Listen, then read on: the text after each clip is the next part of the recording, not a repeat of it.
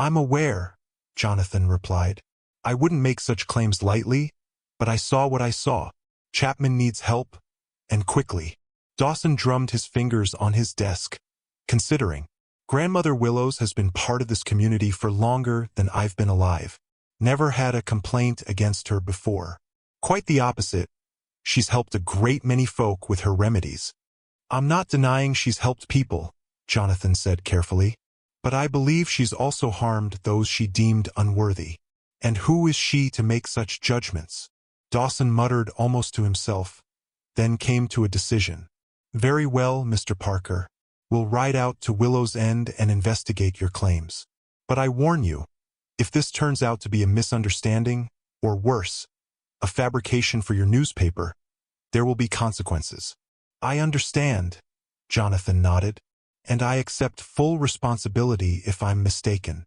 Dawson summoned 2 deputies, and within the hour, they were on their way back to the cottage, accompanied by Jonathan and, surprisingly, Silas, the innkeeper, who had overheard enough of the conversation to insist on coming along.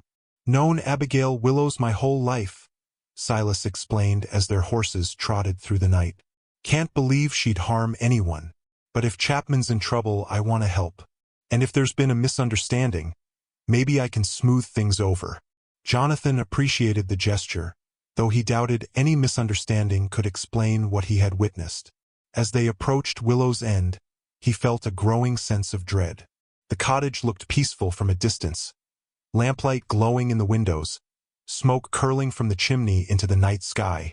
But Jonathan knew the darkness that lurked behind that peaceful facade. Constable Dawson called for a halt when they were within sight of the cottage but still sheltered by the trees.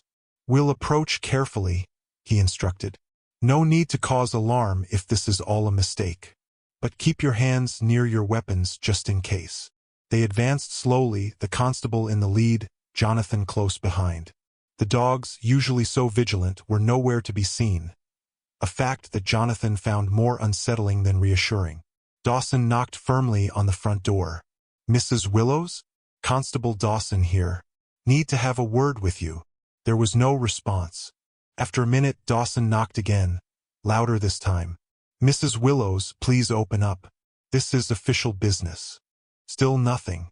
Dawson exchanged glances with his deputies, then tried the door handle. To Jonathan's surprise, it turned easily, the door swinging open to reveal the main room of the cottage exactly as he had left it.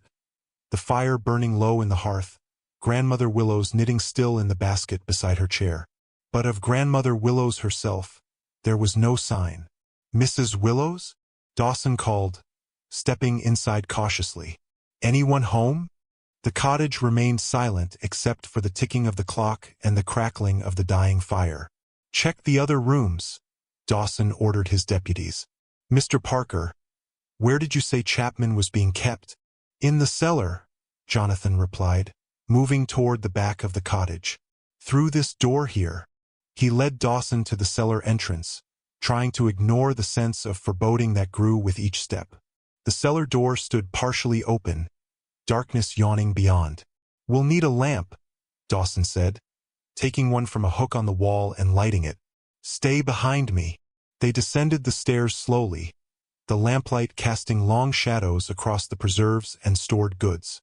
Jonathan directed Dawson toward the curtained-off area where Chapman had been kept. There, he pointed. Behind that curtain. Dawson approached cautiously, drawing his revolver before pulling the curtain aside with a swift motion. The sick bed was empty, the blankets rumpled, showing signs of recent occupation. But of Chapman himself there was no trace. He was here, Jonathan insisted, seeing the skepticism in Dawson's eyes. Not 3 hours ago. She must have moved him when she heard you approaching. Or he recovered and left on his own, Dawson suggested, holstering his weapon. You said yourself he was improving. He was still too weak to travel unassisted, Jonathan argued. And he wouldn't have left without his clothes or his valise. One of the deputies appeared at the top of the stairs. Constable, you might want to see this. They followed him back upstairs and to Grandmother Willow's bedroom. The room was neat and orderly, but conspicuously empty of personal items. The wardrobe stood open, showing bare shelves where clothing should have been. The bedside table was cleared of whatever might have sat upon it. "She's gone," the deputy said unnecessarily. "Packed up and left in a hurry, by the looks of it." "The dogs too," added the second deputy, returning from a search of the outbuildings. "No sign of them anywhere on the property." Dawson turned to Jonathan, his expression troubled.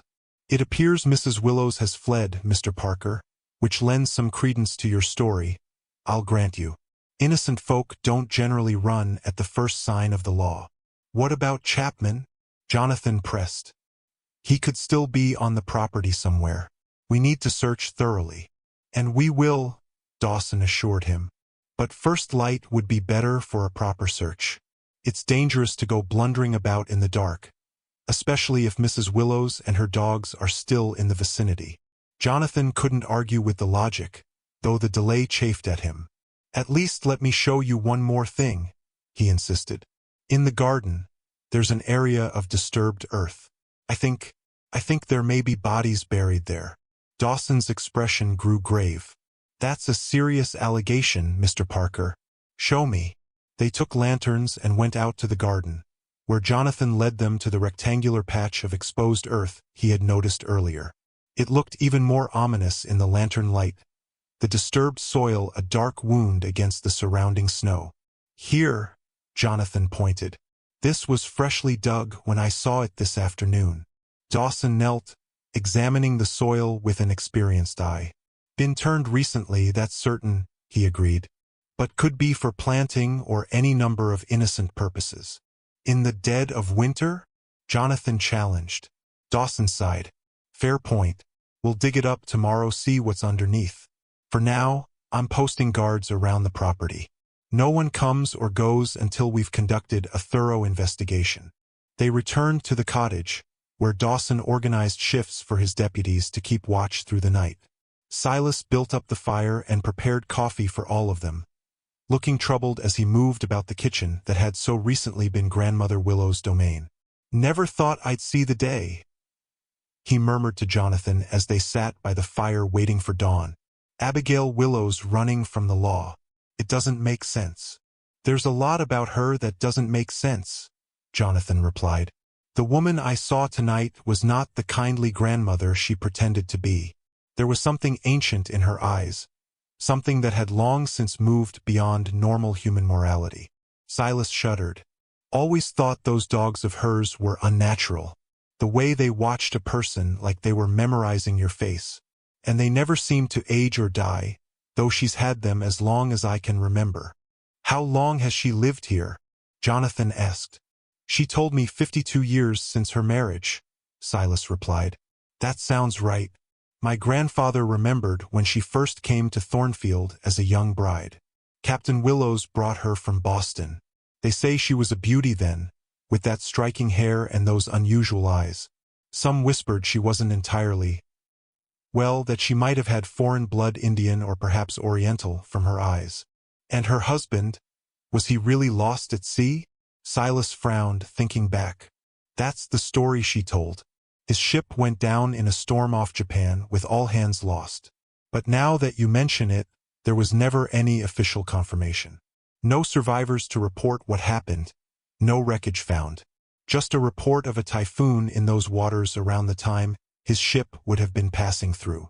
And no one found it suspicious that a young, wealthy widow would choose to remain isolated at the edge of a forest rather than returning to society? Folks thought it odd, certainly," Silas admitted.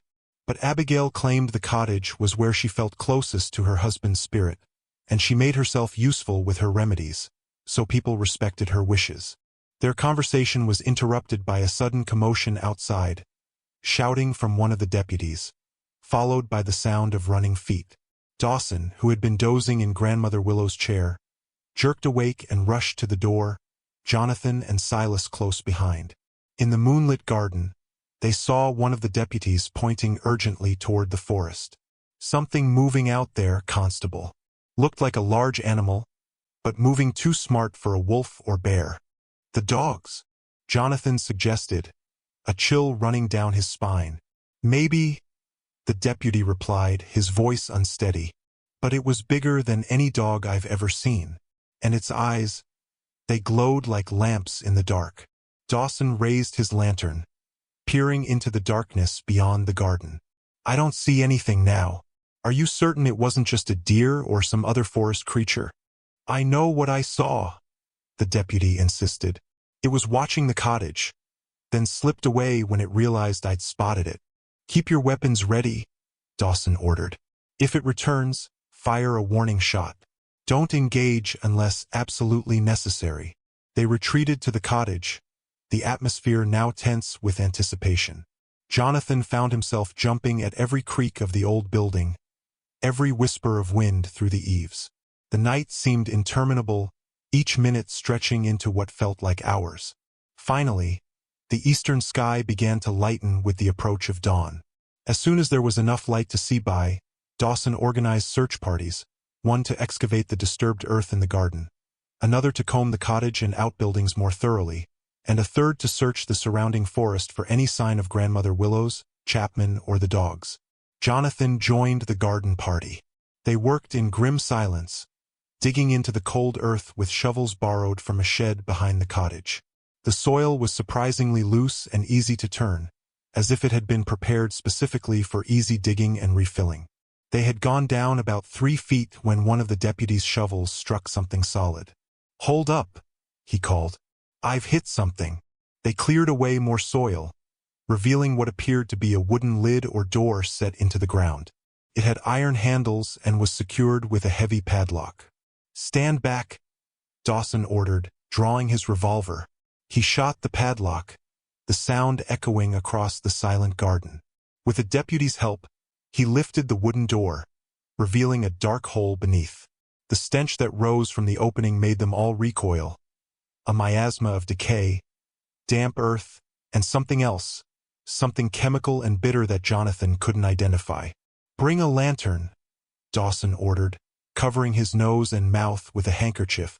One of the deputies lowered a lantern into the hole, illuminating what appeared to be a small chamber dug into the earth. It contained a stone table or altar, its surface stained dark with what could only be blood. Around the edges of the chamber were niches carved into the dirt walls, each containing a small object that, on closer inspection, proved to be a human skull. Dear God, Silas whispered, crossing himself. What kind of devil's work is this? Jonathan counted the niches. 27, he said hoarsely. She told me I would have been the 29th. Chapman was to be the 28th. Dawson's face had gone pale beneath his weathered tan. This is beyond anything I've dealt with before. This isn't just murder. This is some kind of ritual. A shout from the forest search party interrupted their grim discovery. Constable, we found something. They hurried toward the voice, following it into the trees. About a quarter mile from the cottage, in a small clearing, they found the search party gathered around what appeared to be a freshly dug grave. Beside it lay a body, partially covered with loose earth. It was Edward Chapman. His eyes were open but unseeing, his face frozen in an expression of terror. His throat had been torn out, not by a knife or any human weapon, but by what appeared to be animal teeth, massive, powerful jaws that had ripped through flesh and sinew with terrible efficiency. The dogs, Jonathan said, bile rising in his throat. She set the dogs on him. Dawson knelt beside the body, examining it with the detachment of long experience with violent death. He hasn't been dead long hours at most. She must have brought him here after you escaped, Mr. Parker. Why not use him for her ritual? One of the deputies asked, gesturing vaguely back toward the underground chamber. He was no use to her anymore, Jonathan realized. I'd exposed her secret. She had to flee, and Chapman was a liability, a witness who could identify her. So she disposed of him. But why leave the body where it would be found? Silas wondered. Why not bury it deeper? Because she wanted us to find it? Jonathan said slowly, the horrifying truth dawning on him. She wanted us to see what happens to those who interfere with her work. It's a warning. As if in response to his words, a howl rose from deeper in the forest. a sound that began like a wolf's cry but transformed into something else, something that raised the hair on the back of Jonathan's neck. It was joined by another, then another, until 7 distinct voices blended in a chilling chorus that echoed through the trees. "The dogs," Silas whispered, his face ashen. "They're still out there. And they're watching us," Jonathan added, scanning the forest uneasily. Dawson made a quick decision. "Get Chapman's body back to the cottage. No one goes into these woods alone. We'll send to town for reinforcements and proper transportation for the deceased." "What I can't explain," the doctor admitted, "is the condition of the internal organs. They're desiccated, for lack of a better term, as if all the fluids had been drained or consumed." Jonathan remembered Grandmother Willow's words about life energy and felt sick. "And the underground chamber?" he asked Dawson. "What do you make of that?" "Some kind of pagan altar," Dawson replied grimly. "We found implements there, knives with strange symbols, bowls for collecting fluids, jars of powders and dried herbs, and records, Mr. Parker. She kept records of her contributors, as she called them. Names, dates, what she took from each of them." "Took from them?" Jonathan repeated. "Different organs primarily," Dawson said, his voice clinical but his eyes haunted. "The heart for courage, the liver for purification, the brain for wisdom, like some kind of twisted anatomy lesson. All documented in her own hand, going back 50 years. 50 years, Silas murmured. "That would mean—" "Her husband was the first," Jonathan confirmed. "She as much as told me so. He wasn't lost at sea. She killed him, used him to begin whatever dark practice she was engaged in." As the day wore on, more details emerged. The skulls in the chamber were identified as belonging to travelers who had disappeared in the region over the decades, peddlers, salesmen, drifters whose absence had been noted but never connected to Grandmother Willows.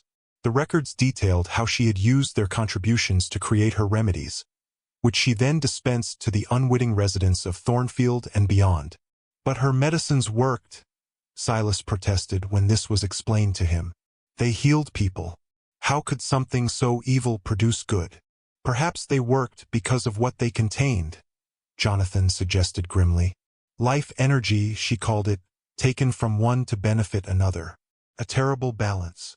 As dusk approached, Dawson organized a larger search party to comb the forest for any sign of Grandmother Willows. Jonathan, despite his exhaustion, insisted on joining them. "She'll be long gone by now," Dawson warned him. "With nearly a full night's head start, she could be anywhere." "I don't think she's gone far," Jonathan replied. "This place is the source of her power somehow. She wouldn't abandon it completely." They searched until darkness made it too dangerous to continue, finding nothing but a few tracks that might have been made by large dogs, leading deeper into the forest where even the bravest hunters rarely ventured. When they returned to the cottage, they found an unexpected visitor waiting for them, Mrs. Harrington, who had arrived from Berkshire upon receiving news of the shocking events at Willow's End. "I came as soon as I heard," she explained, her face pale with shock. "I couldn't believe it. Grandmother Willows? A murderess? It seems impossible." "Did you use the remedies she gave you?" Jonathan asked urgently. "Did you give them to your sister?" Mrs. Harrington shook her head. "We hadn't yet. They're still wrapped in my traveling case. Should I destroy them?" "Give them to the doctor for examination," Dawson instructed. "Though I'd advise against anyone using them, regardless of what he finds." Mrs. Harrington nodded, then turned to Jonathan with tears in her eyes. "How could I have been so blind? I brought my daughter into that woman's home, accepted her hospitality, all while she was... She fooled everyone," Jonathan said gently. "For decades. Don't blame yourself for being deceived by a mask she had perfected over half a century." As night fell, Dawson posted guards around the cottage and ordered the rest of them to get what sleep they could. The bodies, Chapman's, and the remains recovered from the underground chamber would be transported to town in the morning for proper burial. Jonathan found himself unable to sleep in the room he had occupied during his stay. Instead, he sat in the kitchen with Silas and several deputies, drinking coffee and discussing the incredible events of the past few days. What I still don't understand, hashtag the 29th visitor. The small house sat alone at the edge of the dark woods. Snow covered everything like a white blanket. Old willow trees hung their branches low around the house, heavy with snow and old memories. An old woman lived in this house. Her name was Abigail Willows. She was 73 years old and had lived alone for almost 20 years since her husband died. The people in the nearby town called her Grandmother Willows. She liked this name. Everyone knew Grandmother Willows for three things. She was very kind to people. She cooked amazing food. And she had 7 big dogs that followed her everywhere. She called them her dear friends. Their names were Mercy, Patience, Loyalty, Honor, Prudence, Justice, and Truth. She said these were the most important things in life. The dogs were very well behaved. They did whatever she asked, even when she only whispered. If you looked at Grandmother Willows, you would see a sweet old lady. She had silver hair that she always kept neat under a white cap. She was small but strong. She wore dark clothes and long skirts. Her face had lines from age, but she was still pretty. Her eyes were golden yellow and seemed to shine in certain light. Her hands were old and spotted, they moved quickly when she knitted by the fire or made her famous stews. This story begins with a young man named Jonathan Parker. He worked for a newspaper in Boston. His boss had given him a job he did not want. He had to write about people who lived in small country towns in Massachusetts. His boss thought that people in the big city would find country life interesting and simple. Jonathan did not like this job. He thought it was boring. He wanted to write about important things like politics and big events, not about farmers and their quiet lives. But he had to do his job. So on a cold January morning, Jonathan got on a train to go to Thornfield, a town so small that most maps did not even show it. The train ride was long and cold. The train car had no heat. By the time Jonathan arrived, he was in a bad mood. The only place to stay in town was called the Thornfield Arms. It did not make him feel any better. His room was very plain. It had a narrow bed, a wash stand with a cracked bowl, and a small desk where he could write. "You're the newspaper man, right?" asked the man who ran the inn.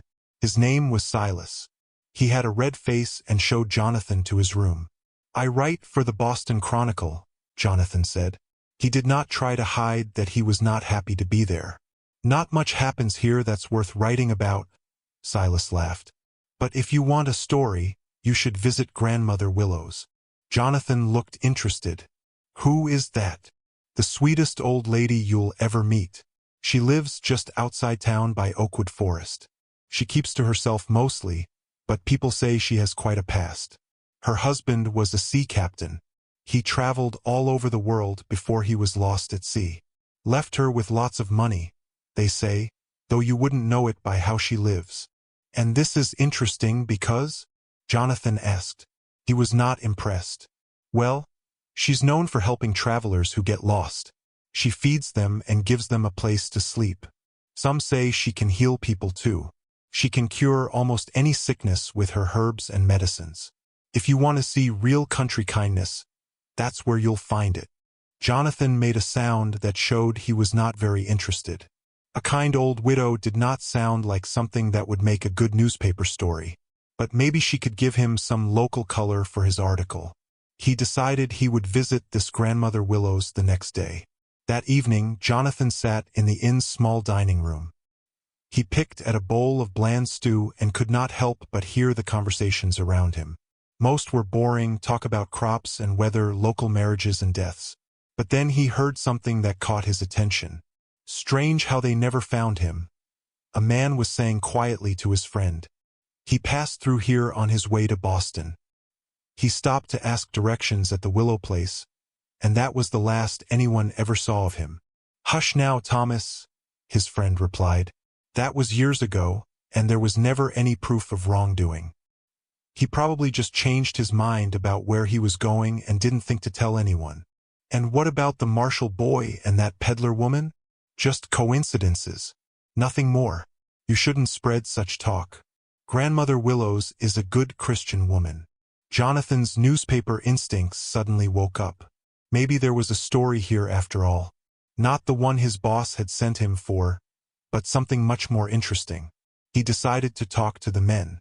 "Excuse me, gentlemen," he said, sliding into an empty chair at their table. "Jonathan Parker, Boston Chronicle. I couldn't help but hear you mention some disappearances." The men looked uncomfortable. The one called Thomas was thin with a gray beard. He spoke first. "Didn't mean any disrespect to anyone, sir. Just idle talk, you understand." "Of course," Jonathan said. "But I'm curious. What can you tell me about these people who went missing?" The second man was shorter and fatter than Thomas. His head was bald and shiny in the lamplight. He shook his head firmly. "Nothing worth putting in a newspaper, Mr. Parker. Like I said, just coincidences. People pass through small towns all the time without leaving a trace. Besides," Thomas added, lowering his voice, "no one would believe anything bad about Grandmother Willows. She's been nothing but a blessing to this community for decades." "So these disappearances are connected to her somehow?" Jonathan pressed. No, the fat man said quickly. "Thomas here just has too much imagination. Don't listen to him." But Jonathan could see the worry in their eyes. He was determined to find out more. If there was even a hint of mystery around this supposedly sweet old lady, he wanted to uncover it. The next morning was clear and cold. Jonathan rented a horse from the local stable.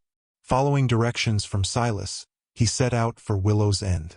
The ride took him through the town and then along a winding path that went around the edge of Oakwood Forest. The trees stood like guards, their bare branches reaching toward the pale winter sky. When he got close to Willow's End, Jonathan had to admit there was something beautiful about the scene.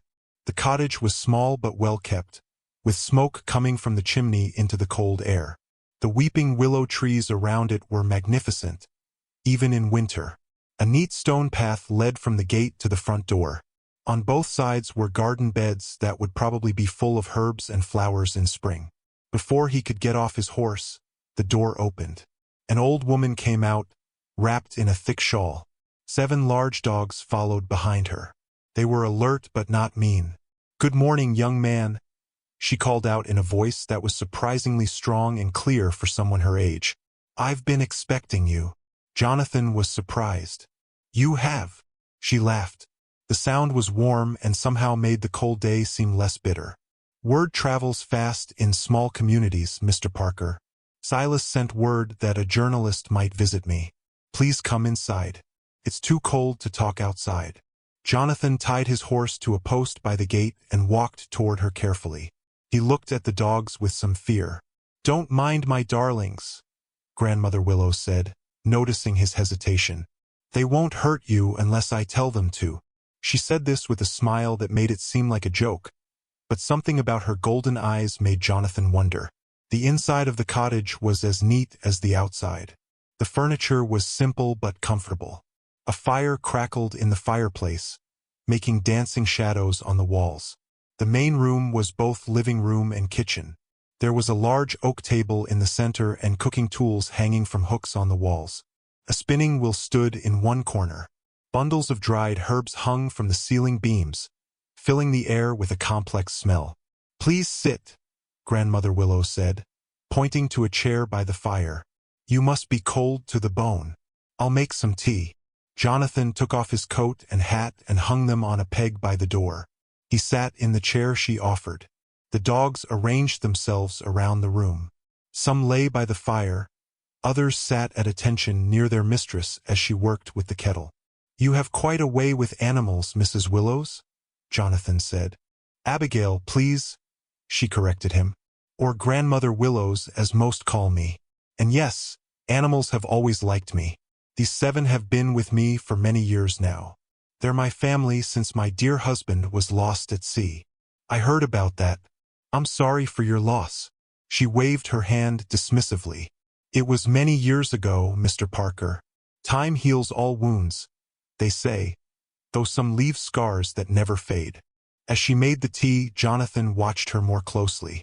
Despite her age, she moved with a grace and quickness that seemed too young for her years.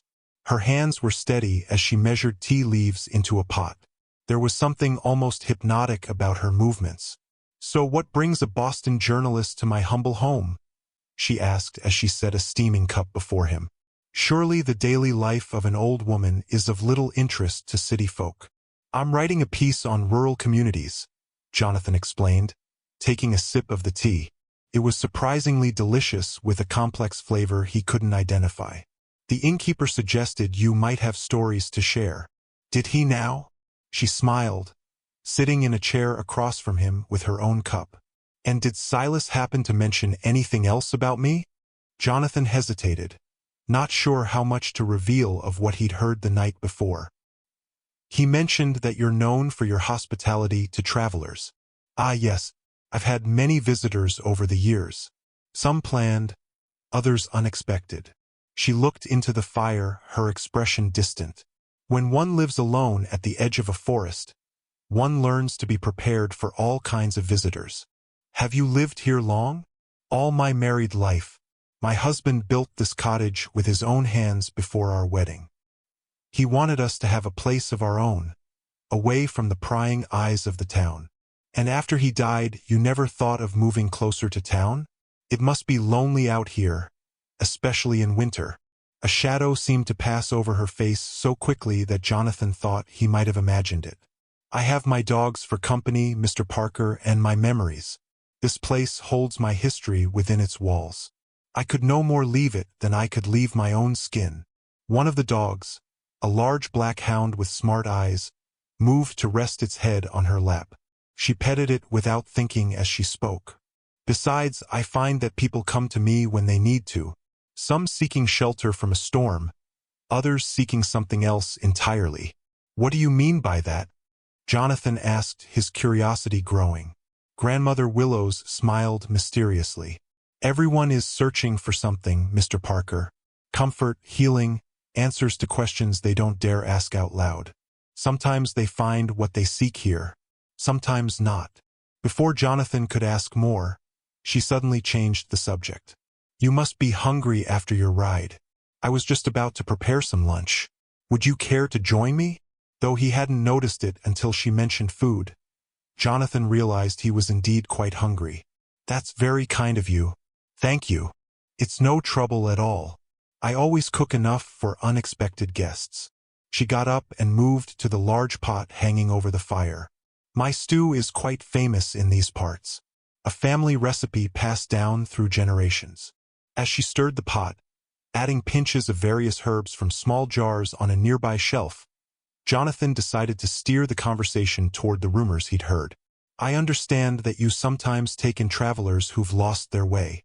"Indeed," she replied without looking up from her work. "The forest can be dangerous, especially to those who don't know its paths. I've provided shelter to many weary travelers over the years." The innkeeper mentioned a man who was headed to Boston, and a peddler woman. Her hand paused briefly in its stirring, but her voice stayed calm. "I see you've been listening to local gossip, Mr. Parker." "Yes, I remember both. The gentleman was caught in a terrible storm. He spent 3 days here until the roads were safe again. The peddler woman, Eliza was her name, stayed nearly a week. Fascinating woman. She had traveled all over the country selling her goods. Had the most remarkable collection of buttons you've ever seen." "And they both continued on their journeys?" "Of course," she said, turning to face him with a smile that didn't quite reach her eyes. "Why wouldn't they?" Jonathan held her gaze. "Some in town seemed to think they never reached their destinations." Grandmother Willows sighed, shaking her head sadly. "Small towns breed big rumors, Mr. Parker. People disappear all the time, change their plans, start new lives elsewhere. But humans crave patterns, explanations. It's easier to whisper about the old widow in the woods than to accept the random cruelties of fate." There was logic to her words that Jonathan couldn't deny. Yet something about her manner left him uneasy. She ladled the stew into 2 bowls and placed one before him. "Eat while it's hot," she urged. "Nothing worse than cold stew on a winter's day." The stew was undeniably delicious, rich and hearty, with tender meat that fell apart at the touch of his spoon. "This is excellent," he admitted between mouthfuls. What kind of meat is this? Venison, she replied smoothly. A local hunter brings me his extra. I preserve it for the winter months. As they ate, Grandmother Willows told him stories of Thornfield's history, tales of its founding, of harsh winters and good harvests, of fights and making up among its people. She spoke with the authority of one who had witnessed much of this history firsthand. Jonathan found himself fascinated despite his initial skepticism. After the meal, as she cleared away their bowls, she said, "You know, Mr. Parker, if you truly wish to understand our little community, you should stay for a few days. Experience the rhythm of rural life rather than just observing it." Jonathan was surprised by the invitation. "That's very generous, but I wouldn't want to impose." "Nonsense." She waved away his protest. "As you can see, I have room to spare, and I enjoy the company. The weather report suggests another storm coming. You might find yourself stuck in town if you don't make a decision soon." Jonathan looked out the window. Indeed, the sky had darkened considerably since his arrival, and fat snowflakes had begun to fall. The idea of riding back to town in worsening conditions was not appealing. Moreover, staying at Willow's End would give him the chance to observe Grandmother Willows more closely and perhaps uncover the truth behind the rumors. "If you're certain it's no trouble," he said, "I accept your kind offer." "Excellent," she smiled, and this time, it reached her eyes, making them glow like gold in firelight.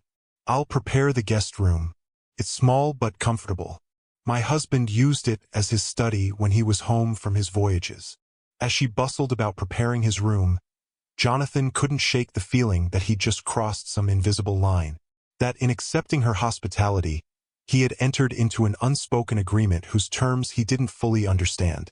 The storm arrived in earnest that evening, howling around the cottage like a living thing seeking entry.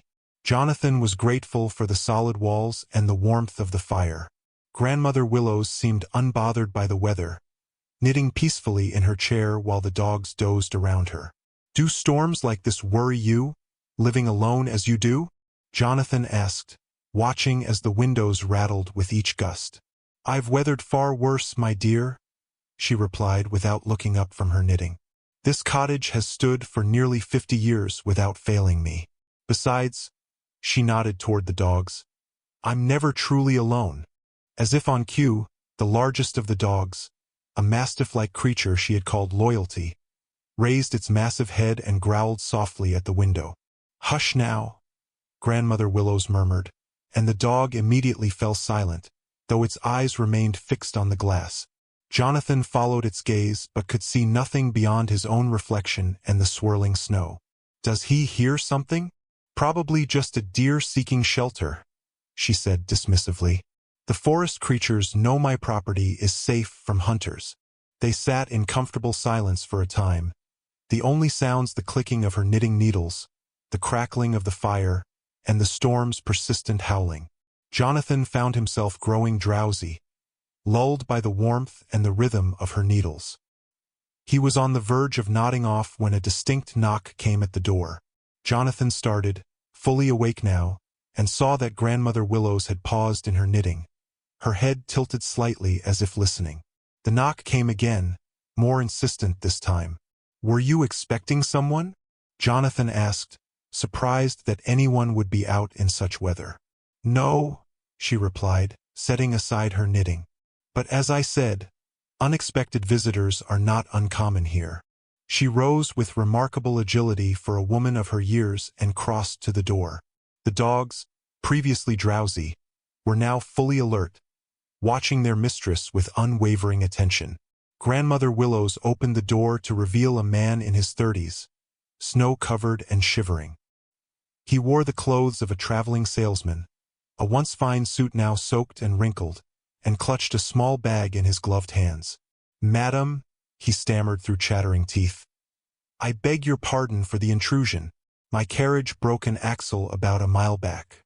The driver has gone for help, but I feared I would freeze before he returned. Come in, come in." Grandmother Willows ushered him inside with surprising strength, closing the door firmly against the storm. "You poor man, you're half frozen." The dogs had risen to their feet, forming a semicircle around the newcomer, who eyed them nervously. "They won't hurt you," Grandmother Willows assured him. "Mercy, patience, back now. Give our guest some room." The dogs obeyed instantly, retreating to their spots by the fire, though their eyes remained fixed on the stranger. "Edward Chapman." The man introduced himself, extending a trembling hand. "I sell pharmaceutical supplies to doctors and apothecaries." "Abigail Willows," she replied, taking his hand briefly. "And this is Mr. Parker, a journalist from Boston." Jonathan nodded in greeting, studying the newcomer with interest. There was something almost theatrical about his sudden arrival, like a character in a stage play making his entrance at precisely the right moment. "Now then, Mr. Chapman, let's get you out of those wet clothes before you catch your death," Grandmother Willows said briskly.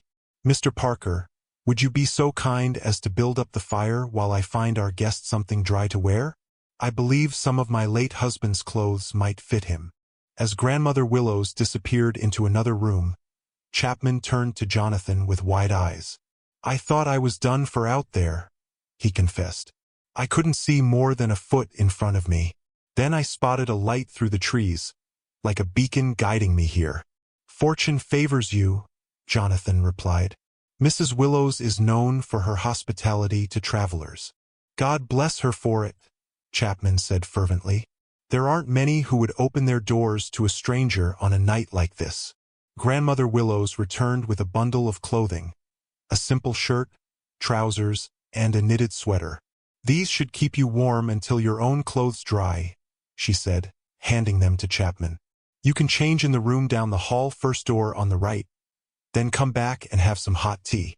Chapman accepted the clothes gratefully and disappeared in the direction she had indicated. When he was out of earshot, Jonathan turned to Grandmother Willows with a raised eyebrow. "Quite the coincidence," he remarked. "We were just discussing unexpected visitors, and one appears as if summoned." If she was offended by his implied skepticism, she didn't show it. "The forest has its own way of sending those in need to my door, Mr. Parker. I've long since stopped questioning its methods." Before Jonathan could respond, Chapman returned, looking considerably more comfortable in the dry clothes, though they hung somewhat loosely on his frame. "These are most comfortable, Mrs. Willows. I cannot thank you enough for your kindness." "Nonsense," she replied, already busy with the kettle. "Anyone would do the same. Now, sit by the fire and warm yourself properly." As Chapman took a seat, Jonathan noticed the dogs watching him with an intensity that seemed unusual, even for guard dogs. Their eyes never left him, tracking his every movement with unnerving focus. Over tea, Chapman explained that he had been traveling from Albany to Boston, taking orders for his company's newest medicines. "Revolutionary treatments," he enthused, his professional manner returning now that he was warm and safe. "Particularly our new tonic for female complaints. It's making quite a sensation in medical circles." "Is that so?" Grandmother Willows murmured, her tone politely interested, but her eyes assessing him in a way that made Jonathan think of a naturalist studying a specimen. "And this tonic, what does it contain?" Chapman waved a dismissive hand. "Oh, the usual beneficial ingredients. Alcohol as a preservative, of course, and extracts of various herbs known for their calming properties. The exact formula is proprietary, you understand."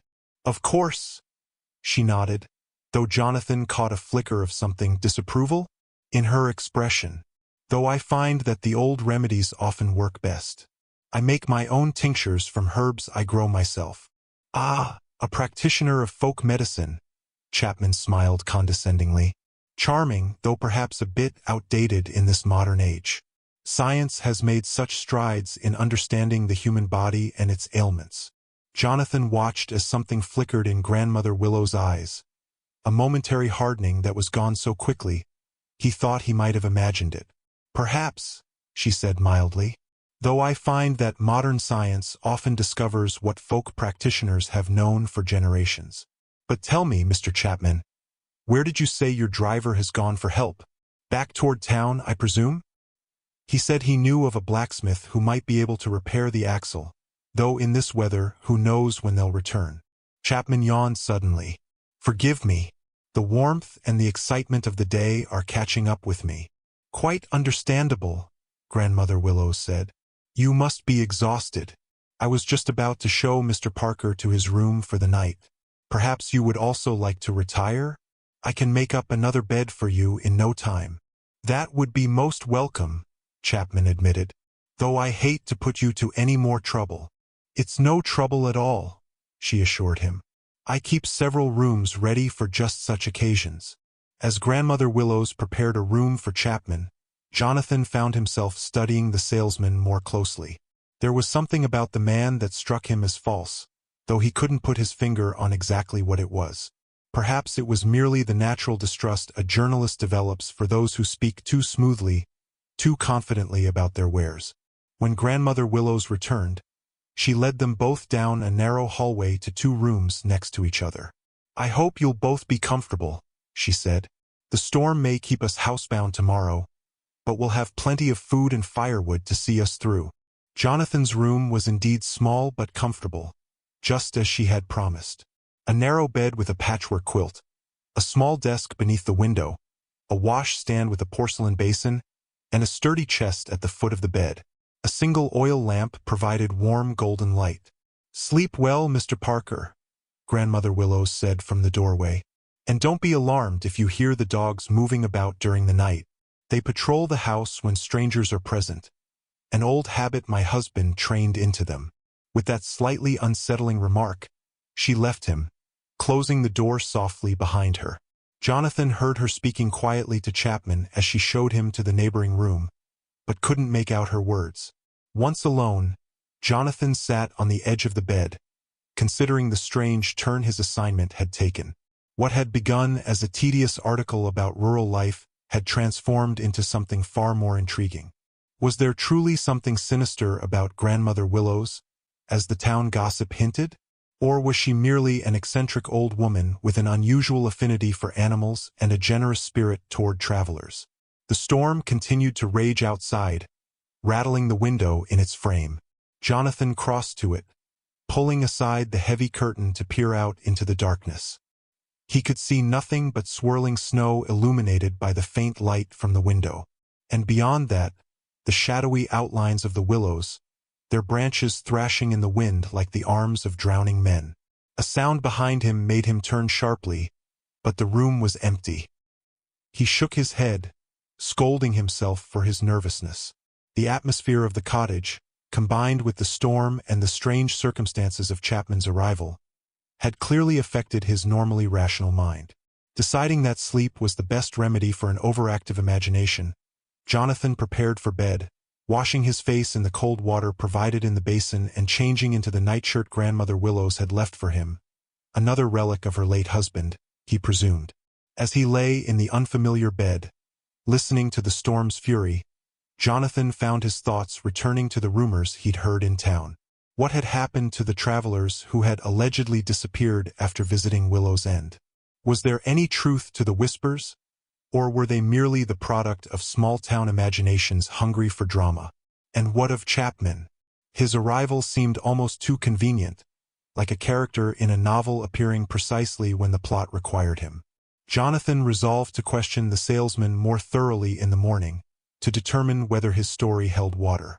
With these thoughts swirling in his mind, Jonathan eventually drifted into an uneasy sleep, punctuated by strange dreams in which he was lost in a forest of weeping willows, pursuing a silver-haired figure who always remained just out of reach. He awoke with a start some hours later, unsure what had disturbed his sleep. The room was dark, the lamp having burned out, and the storm continued unabated outside. As he lay still, straining his ears, he caught a sound, a low whining, followed by the click of nails on wooden floorboards in the hallway outside his door. The dogs, he realized, remembering Grandmother Willow's warning about their nocturnal patrols. Jonathan tried to settle back into sleep, but the sounds continued, the padding of heavy paws, occasional snuffling at the base of his door, and once a low growl that raised the hair on the back of his neck. Just as he was beginning to drift off again, a new sound cut through the night's stillness, a muffled cry from the room next door where Chapman slept. Jonathan sat bolt upright, listening intently. Had he imagined it? But no. There it was again, a thump as if something heavy had fallen, followed by what sounded like a struggle. Jonathan threw off the covers and fumbled for the matches beside the lamp.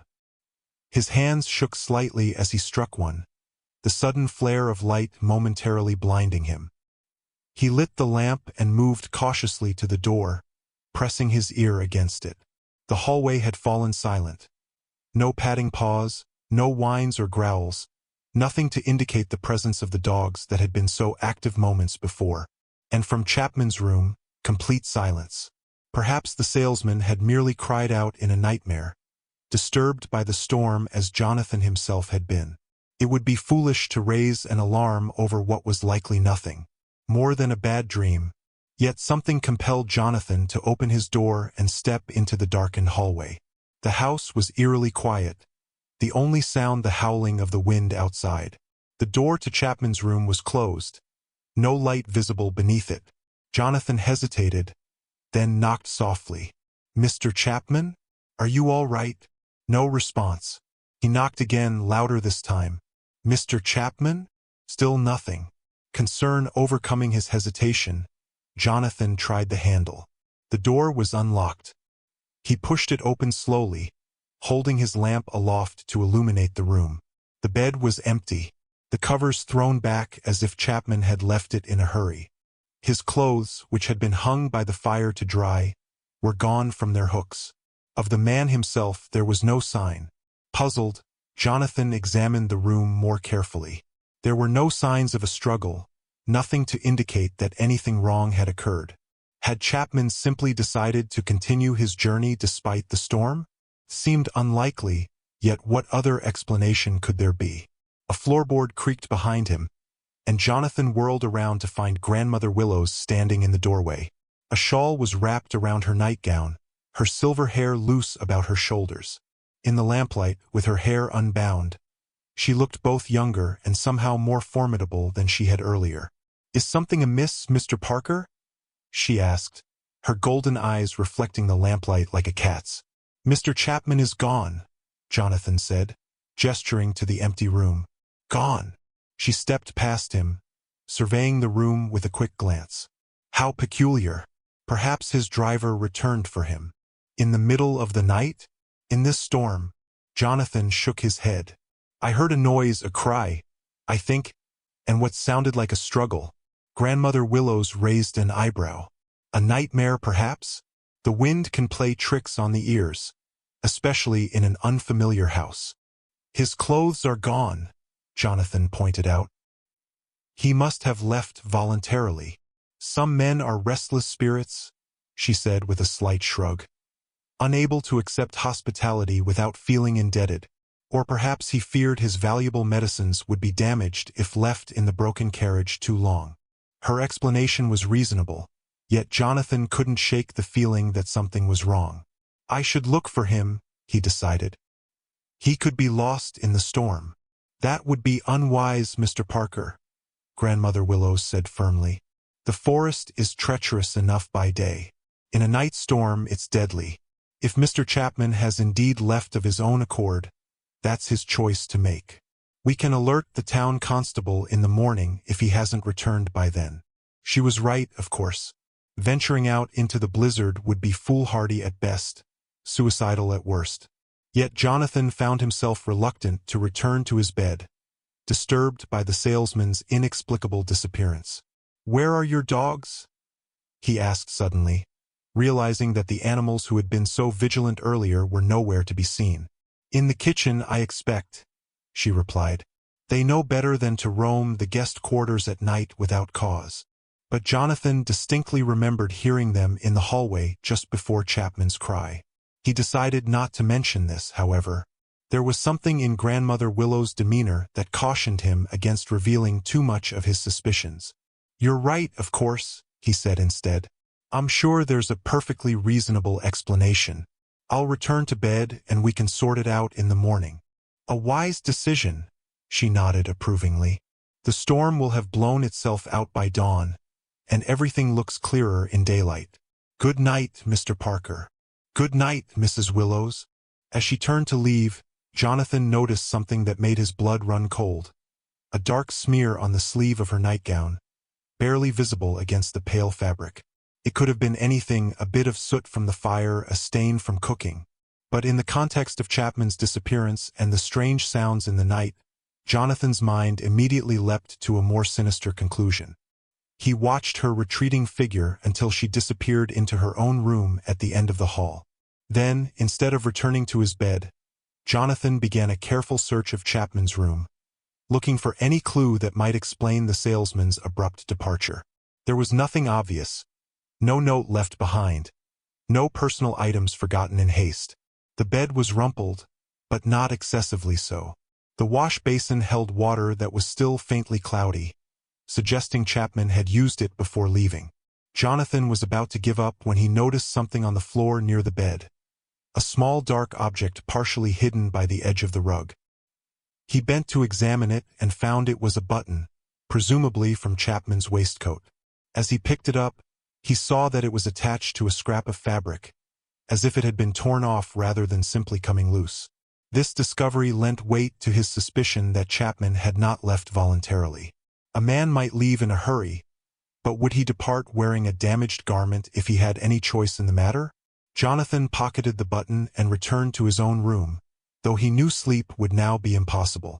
He spent the remainder of the night sitting by the window, watching the storm gradually subside as dawn approached, turning over in his mind the strange events of the past 24 hours. By morning, the snow had stopped, though the world outside remained blanketed in white. The sky was a clear, pale blue, and sunlight sparkled on the untouched snow covering the garden and surrounding forest. It was a scene of perfect winter beauty, making the events of the night seem even more dreamlike and improbable. Jonathan dressed quickly and made his way to the kitchen where he found Grandmother Willows already busy preparing breakfast. The dogs were there too, lounging around the room as they had been the previous day, showing no signs of nighttime activities. "Ah, good morning, Mr. Parker," she greeted him cheerfully. "I trust you managed to get back to sleep after our midnight adventure?" "Eventually," Jonathan lied, taking a seat at the table. "Any sign of Mr. Chapman?" "None," she replied, setting a plate of eggs and bacon before him. "Though I did find tracks in the snow leading toward the road. It seems our salesman friend decided to brave the elements after all." "Tracks?" Jonathan asked, his interest growing. "May I see them?" "By all means, after you've had your breakfast, though I fear they may be partially filled in by now." The wind was still quite strong at dawn. As Jonathan ate, he watched Grandmother Willows move about the kitchen with her customary grace. There was no sign of the stain he had noticed on her nightgown the previous night, and in the bright morning light, his suspicions seemed almost absurd. What reason could an elderly widow have for harming a traveling salesman? After breakfast, Grandmother Willows led him outside to show him the tracks she had mentioned. True to her word, a set of footprints led from the cottage toward the road, though they were indeed partially obscured by drifting snow. "You see," she said, gesturing to the tracks. "He must have decided his medicines were at risk, just as I suggested." Jonathan studied the prints thoughtfully. They were somewhat indistinct, but they did appear to be the prints of a man walking purposefully away from the cottage. Yet something about them struck him as odd, though he couldn't immediately identify what it was. "I still think we should notify the constable," he said, "if only to ensure that Mr. Chapman reached town safely." "If you wish," Grandmother Willows agreed readily, "though I'm sure he's fine. Men like that are survivors, Mr. Parker. They know how to look after themselves." They spent the rest of the morning indoors, as the snow was still too deep for easy travel.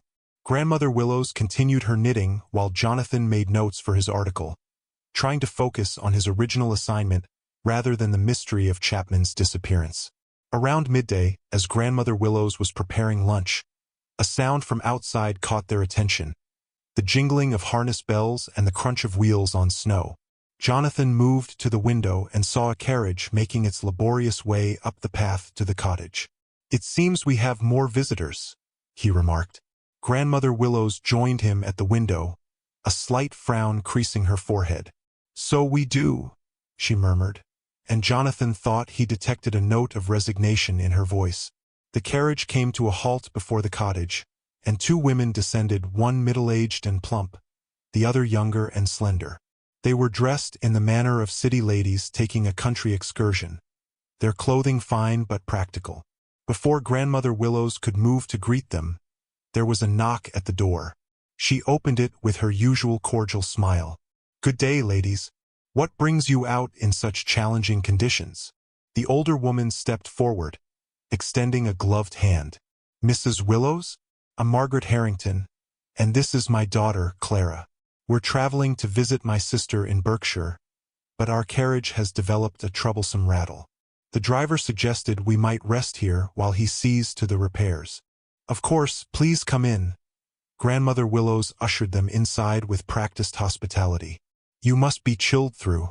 I was just preparing lunch. You're welcome to join us." The women entered, removing their bonnets and gloves. The daughter, Clara, was a pretty girl of perhaps 19 or 20, with dark hair and bright blue eyes that widened at the sight of the 7 dogs arranged around the room. "Oh," she exclaimed, "what magnificent animals!" "Thank you, my dear," Grandmother Willows smiled. "They're my constant companions. Don't worry. They're perfectly gentle with guests." As introductions were made and the women settled by the fire, Jonathan observed that Grandmother Willows seemed entirely at ease with these new arrivals, showing no sign of the slight tension he had detected when she first spotted their carriage. "Mr. Parker is a journalist from Boston," she explained to the Harringtons. "He's writing an article about rural life." "How fascinating," Mrs. Harrington replied politely, though her tone suggested she found nothing fascinating about it at all. "And what have you discovered about our rustic existences, Mr. Parker?" "That they're far from rustic, ma'am," Jonathan answered with equal politeness. "The communities here may be small, but they're complex and interconnected in ways city dwellers rarely appreciate." "Well said." Grandmother Willows nodded approvingly. "Now, if you'll excuse me, I'll see to our lunch." As she busied herself in the kitchen area, Clara Harrington leaned toward Jonathan, lowering her voice. "Is it true what they say about Mrs. Willows?" she asked, her eyes bright with curiosity. "Clara," her mother scolded sharply, "mind your manners. What do they say about Mrs. Willows?" Jonathan asked equally quietly. Clara glanced toward the kitchen to ensure their hostess was out of earshot. "That she has healing powers, that she can cure ailments that confound even the finest Boston physicians." This was not the rumor Jonathan had expected. "I've heard she's skilled with herbal remedies," he said carefully. "It's more than that," Clara insisted. "They say she saved a child who was given up for dead with fever, and a man whose leg was mangled in a mill accident. Doctors wanted to amputate, but she healed him completely." Mrs. Harrington sighed. "Clara has a romantic imagination, Mr. Parker. Please pay her no mind." "Actually," Jonathan said, his journalistic instincts aroused, "I'd be interested to hear more about these stories. For my article, you understand." Clara opened her mouth to continue, but at that moment Grandmother Willows returned with a tureen of soup, and the conversation necessarily turned to more mundane matters.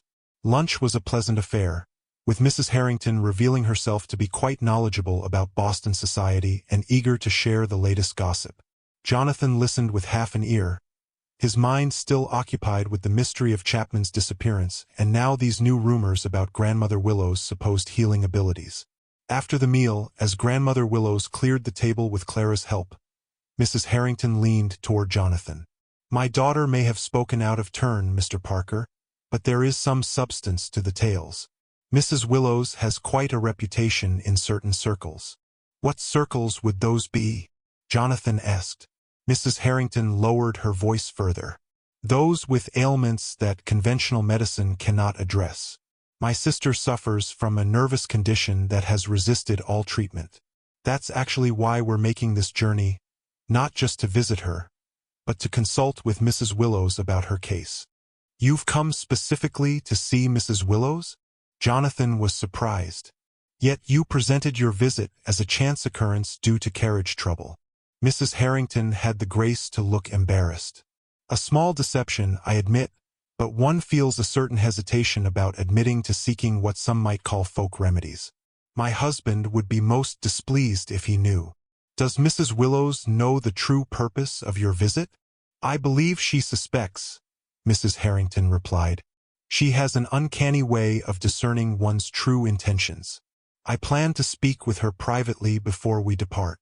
This new information added yet another layer to the enigma that was Grandmother Willows. A dangerous woman who made travelers disappear? A healer with almost miraculous abilities? Or simply an eccentric widow whose isolation had made her the subject of wild speculation? Before Jonathan could pursue this line of inquiry further, the door opened and a man entered, presumably the Harrington's driver, come to report on the carriage repairs. Begging your pardon, ma'am, he addressed Mrs. Harrington. But the axle's worse than I thought. Won't be able to continue today. I've sent word to town for parts, but they won't arrive till tomorrow at earliest. Mrs. Harrington looked distressed. But we must reach Berkshire by tomorrow evening. My sister is expecting us. I'm afraid it can't be helped, ma'am, the driver said apologetically. Unless you want to risk the axle breaking entirely, which could leave us stranded miles from anywhere. Grandmother Willows, who had returned from the kitchen in time to hear this exchange, stepped forward. You're welcome to stay here until your carriage is repaired, Mrs. Harrington. I have plenty of room, as Mr. Parker can attest. Mrs. Harrington hesitated, clearly torn between the delay to her journey and the unexpected opportunity for a private consultation with the reputed healer. That's most kind of you, Mrs. Willows, if you're certain it's no imposition. Not at all, Grandmother Willows assured her. I enjoy the company, and it's rare I have the pleasure of female guests. Most travelers who find their way here are men. Jonathan caught a meaningful glance between mother and daughter. Clearly, they were both thinking that this turn of events might work in their favor, giving them ample time to discuss Mrs. Harrington's sister's condition with their hostess. The driver was dispatched back to town with instructions to return as soon as the carriage was repaired, and Grandmother Willows set about preparing rooms for her new guests. Jonathan offered to help, carrying linens and fetching water for the washstands. As they worked, he took the opportunity to question her about the rumors Clara had mentioned. The younger Miss Harrington seems to believe you have extraordinary healing abilities, he remarked as casually as he could. Grandmother Willows smiled, shaking out a sheet with practiced efficiency. Young girls are prone to exaggeration, Mr. Parker. I have some knowledge of herbal remedies, as I mentioned before. Sometimes they're effective when conventional treatments have failed. That's all. Mrs. Harrington implied that they came here specifically to consult you about her sister's illness. Grandmother Willows paused in her task, giving him a shrewd look. Did she now? Well, I suspected as much. People rarely arrive at my door by pure chance, despite what they may claim. Like Mr. Chapman? Jonathan suggested. A shadow seemed to pass over her face. Perhaps, though his arrival did seem genuinely unplanned. You don't find it concerning that he left so abruptly in the middle of the night during a storm? People make foolish decisions all the time, Mr. Parker. It's not my place to judge them. She resumed making the bed, her movements brisk and efficient. Now, if you'll excuse me, I need to prepare dinner for our expanded household. Jonathan was left with the distinct impression that Grandmother Willows was evading his questions, though whether out of genuine innocence or something more sinister, he couldn't determine. The afternoon passed quietly. The Harringtons rested in their rooms while Jonathan took the opportunity to explore the cottage more thoroughly. Grandmother Willows seemed content to let him wander, busy as she was with dinner preparations. The cottage was larger than it appeared from outside, with several rooms beyond those he had initially seen. Most were simply furnished but well-maintained, showing signs of occasional use. One, however, caught his particular attention. A small room at the back of the cottage that appeared to serve as a kind of apothecary. Shelves lined the walls, filled with jars of dried herbs, roots, and powders, each neatly labeled in a flowing script. A work table stood in the center, its surface scarred and stained from years of use. Several mortars and pestles of varying sizes were arranged at one end, alongside scales, measuring devices, and a collection of glass bottles and vials. Most intriguing were the books stacked on a small desk in the corner, leather-bound volumes with titles in languages Jonathan didn't recognize. He was reaching for one when a voice behind him made him start. "Curious about my little workshop, Mr. Parker?" Grandmother Willows stood in the doorway, watching him with those golden eyes that seemed to see more than they should. "Forgive me," Jonathan said, feeling unaccountably guilty. "The door was open and I was—" "No need for apologies," she interrupted with a wave of her hand. "I have nothing to hide. This is where I prepare my remedies. Tinctures for coughs, salves for burns, teas for sleeplessness. Simple country medicine." Jonathan gestured to the foreign books. "These don't look like simple country texts." "Ah, those. My husband brought them back from his travels, medicinal knowledge from around the world. China, India, the Ottoman Empire. I've spent decades studying them, incorporating their wisdom into my own practice." She moved into the room, running her fingers lovingly over the worn spines of the books. "The human body is remarkably similar wherever you go, Mr. Parker. Pain, disease, suffering, these are universal. And so often are the remedies. And is that all you treat? Physical ailments?" Grandmother Willows gave him a long, assessing look. "What else would I treat? Mrs. Harrington mentioned her sister suffers from a nervous condition. That sounds more psychological than physical. The mind and body are not separate entities, despite what modern medicine would have us believe," she replied. "A troubled mind can manifest as physical symptoms, and physical imbalances can affect the mind. My remedies address both." It was a reasonable explanation. Yet Jonathan couldn't shake the feeling that there was more to Grandmother Willow's healing practices than she was revealing. The foreign texts, the extensive collection of unusual ingredients, her reputation that extended far enough to bring the Harringtons deliberately to her door, all suggested something beyond simple country medicine. "Now," she said, changing the subject, "dinner will be ready soon. Perhaps you could inform our guests." The evening meal was another showcase of Grandmother Willow's culinary skills. A roast that fell apart at the touch of a fork, vegetables from her root cellar preserved with remarkable freshness, and a pie whose crust was so delicate it seemed to melt on the tongue. The conversation flowed easily, with Mrs. Harrington sharing news from Boston and Clara discussing the latest literary sensations. Grandmother Willows proved to be surprisingly well-informed about both, despite her isolated location, explaining that she subscribed to several periodicals and received regular book deliveries from a bookseller in town. It was only as the meal was concluding that Mrs. Harrington finally broached the subject of her sister.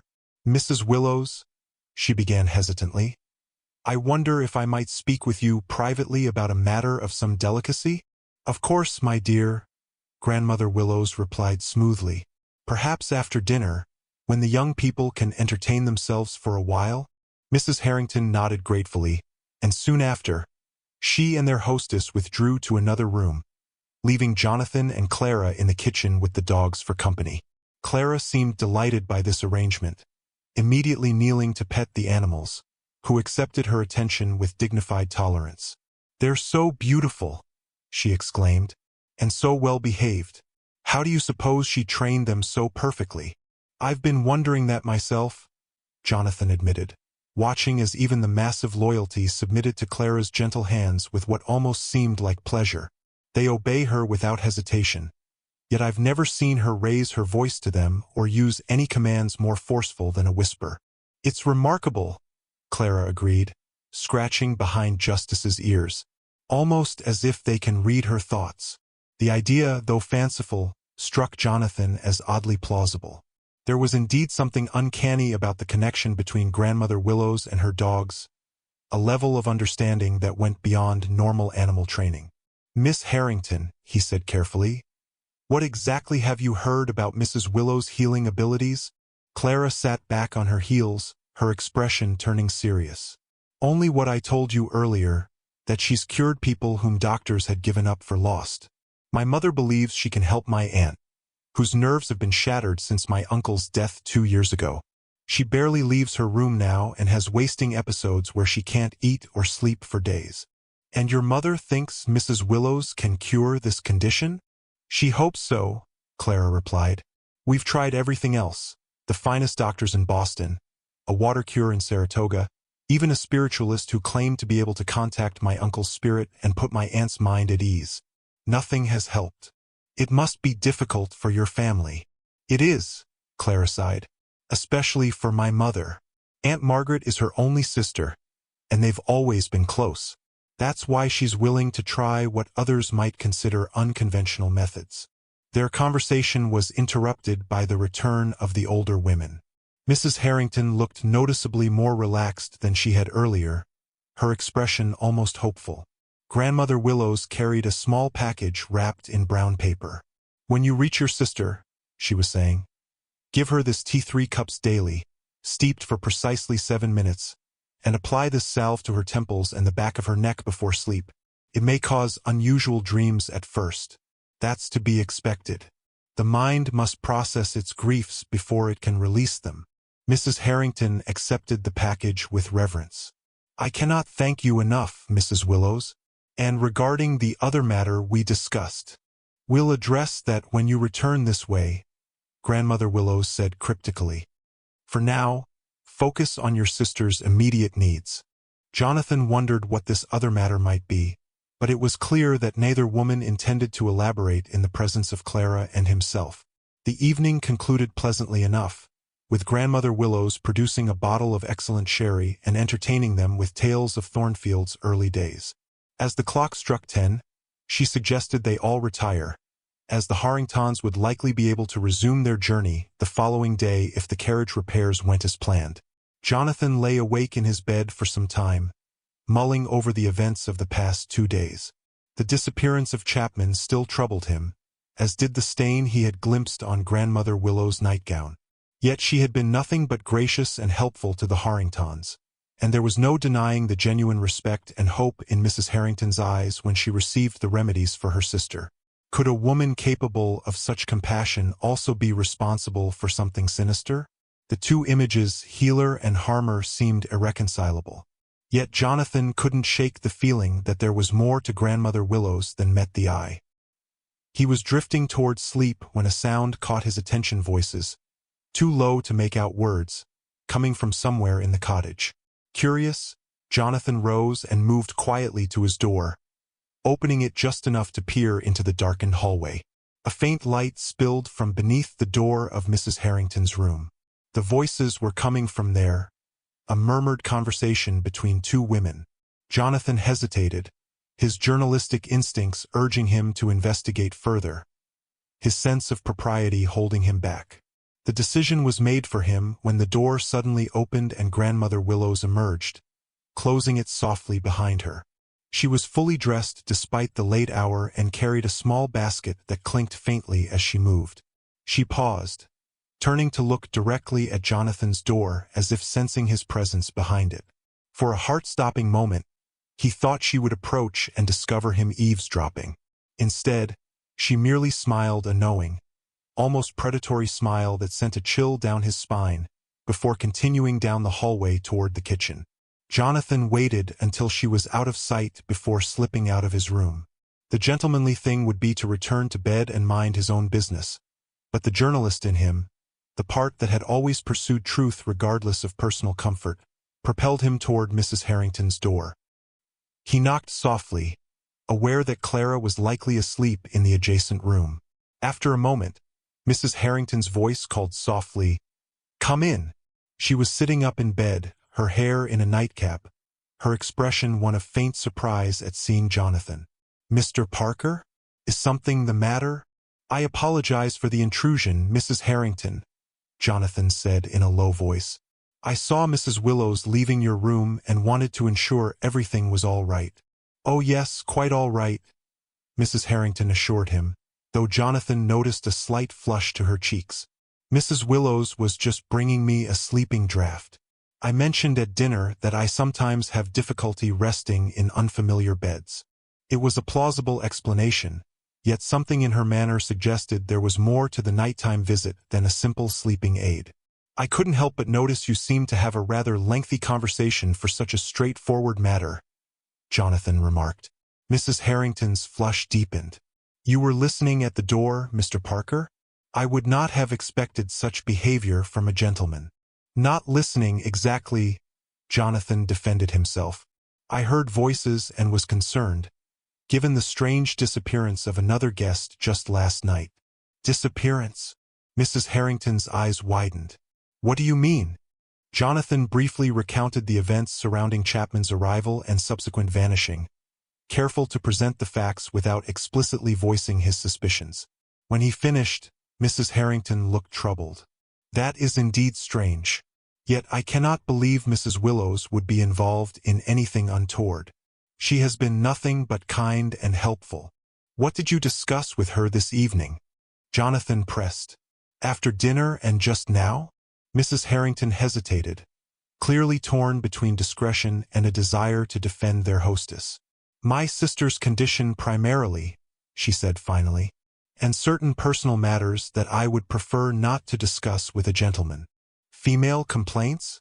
Jonathan suggested, recalling Chapman's mention of his company's tonic. Something of that nature, Mrs. Harrington acknowledged, her discomfort evident. Now, if you'll excuse me, Mr. Parker, I really must try to sleep. The draft Mrs. Willows provided is already taking effect. Indeed, her eyelids were beginning to droop, her speech becoming slightly slurred. Jonathan apologized for the intrusion and withdrew, closing the door quietly behind him. Instead of returning to his room, however, he made his way cautiously toward the kitchen, curious about Grandmother Willow's activities at this late hour. The cottage was dark, save for a faint glow coming from the direction of the apothecary room he had discovered earlier. As he approached, he could hear Grandmother Willows moving about inside, the clink of glass against glass, the rustle of paper, the low murmur of her voice as she apparently spoke to herself, or perhaps to the dogs, though Jonathan had seen no sign of them since retiring. He paused outside the door, which was slightly ajar, and peered through the crack. Grandmother Willows stood at her work table, measuring powders from various jars into a mortar. Her back was to him, but he could see her reflection in a small mirror hung on the opposite wall. Her face was intent, her lips moving as she counted under her breath. What struck Jonathan most was her expression focused, yes, but with a cold efficiency that was far removed from the warm grandmotherly demeanor she presented to her guests. This was the face of a woman engaged in serious work, not the benevolent healer preparing simple remedies. As he watched, she added liquid from a small vial to the powder in the mortar and began to grind the mixture with quick, practiced movements. The resulting paste she transferred to a jar, which she sealed and labeled with the same flowing script he had noticed on her other containers. Just as she was placing the jar on a shelf, one of the dog's Truth, Jonathan thought, appeared at the doorway, forcing him to step back quickly to avoid being discovered. The animal padded into the room, and Jonathan heard Grandmother Willows greet it softly. Is it time already, my darling? Very well. Let me finish here, and we'll see to our guest. Guest? Jonathan frowned. Did she mean him or the Harringtons? Or was there someone else in the cottage he wasn't aware of? He considered returning to his room to feign sleep if she came to check on him, but curiosity got the better of him. Instead, he concealed himself in a shadowy alcove and waited to see what would happen next. A few minutes later, Grandmother Willows emerged from the apothecary, Truth at her side and a covered basket in her hand. She moved with purpose toward the back of the cottage, to a door Jonathan had assumed led to a storeroom or cellar. As quietly as he could, he followed, keeping to the shadows. Grandmother Willows opened the door, revealing a steep staircase descending into darkness. She took a lamp from a hook on the wall, lit it and began to descend, the dog following close behind. Jonathan waited until she had disappeared from view before approaching the door. The stairs led down into what appeared to be a root cellar, judging by the earthy smell that wafted up. He hesitated, acutely aware of the risk he was taking. If Grandmother Willows caught him spying, he would have no easy explanation. Yet the mystery had become too compelling to ignore. The missing salesman, the stain on her nightgown, her midnight activities, and now this secret errand to the cellar, All pointed to something beyond the ordinary eccentricities of an isolated widow. Taking a deep breath, Jonathan began to descend the stairs, careful to avoid any creaking boards. The air grew cooler and damper as he went, the smell of earth stronger. He could see a faint light below, presumably from Grandmother Willow's lamp. The stairs ended in a surprisingly large chamber carved out of the earth beneath the cottage. Rows of shelves lined the walls, stocked with preserved foods, jars of fruits and vegetables, smoked meats hanging from hooks, root vegetables in bins of sand. It was an impressive stockpile, more than enough to sustain a single woman through multiple winters. Jonathan could hear Grandmother Willows moving about somewhere beyond his line of sight.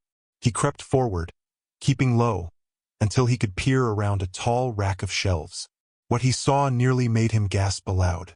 At the far end of the cellar, in a section separated from the food storage by a heavy curtain, was what could only be described as a sick room. A narrow bed stood against one wall, and in it lay a man pale, thin, and clearly unwell, but unmistakably Edward Chapman, the salesman who had supposedly disappeared. Grandmother Willows was bending over him, speaking in a low, soothing voice as she helped him sit up. "There now, Mr. Chapman, you're doing much better today. Let's have some broth to keep your strength up, and then another dose of the medicine." Chapman's response was too weak for Jonathan to hear, but he appeared to be cooperating, allowing Grandmother Willows to spoon broth from a bowl into his mouth. The scene was one of tender care, not menace or malice as Jonathan had feared.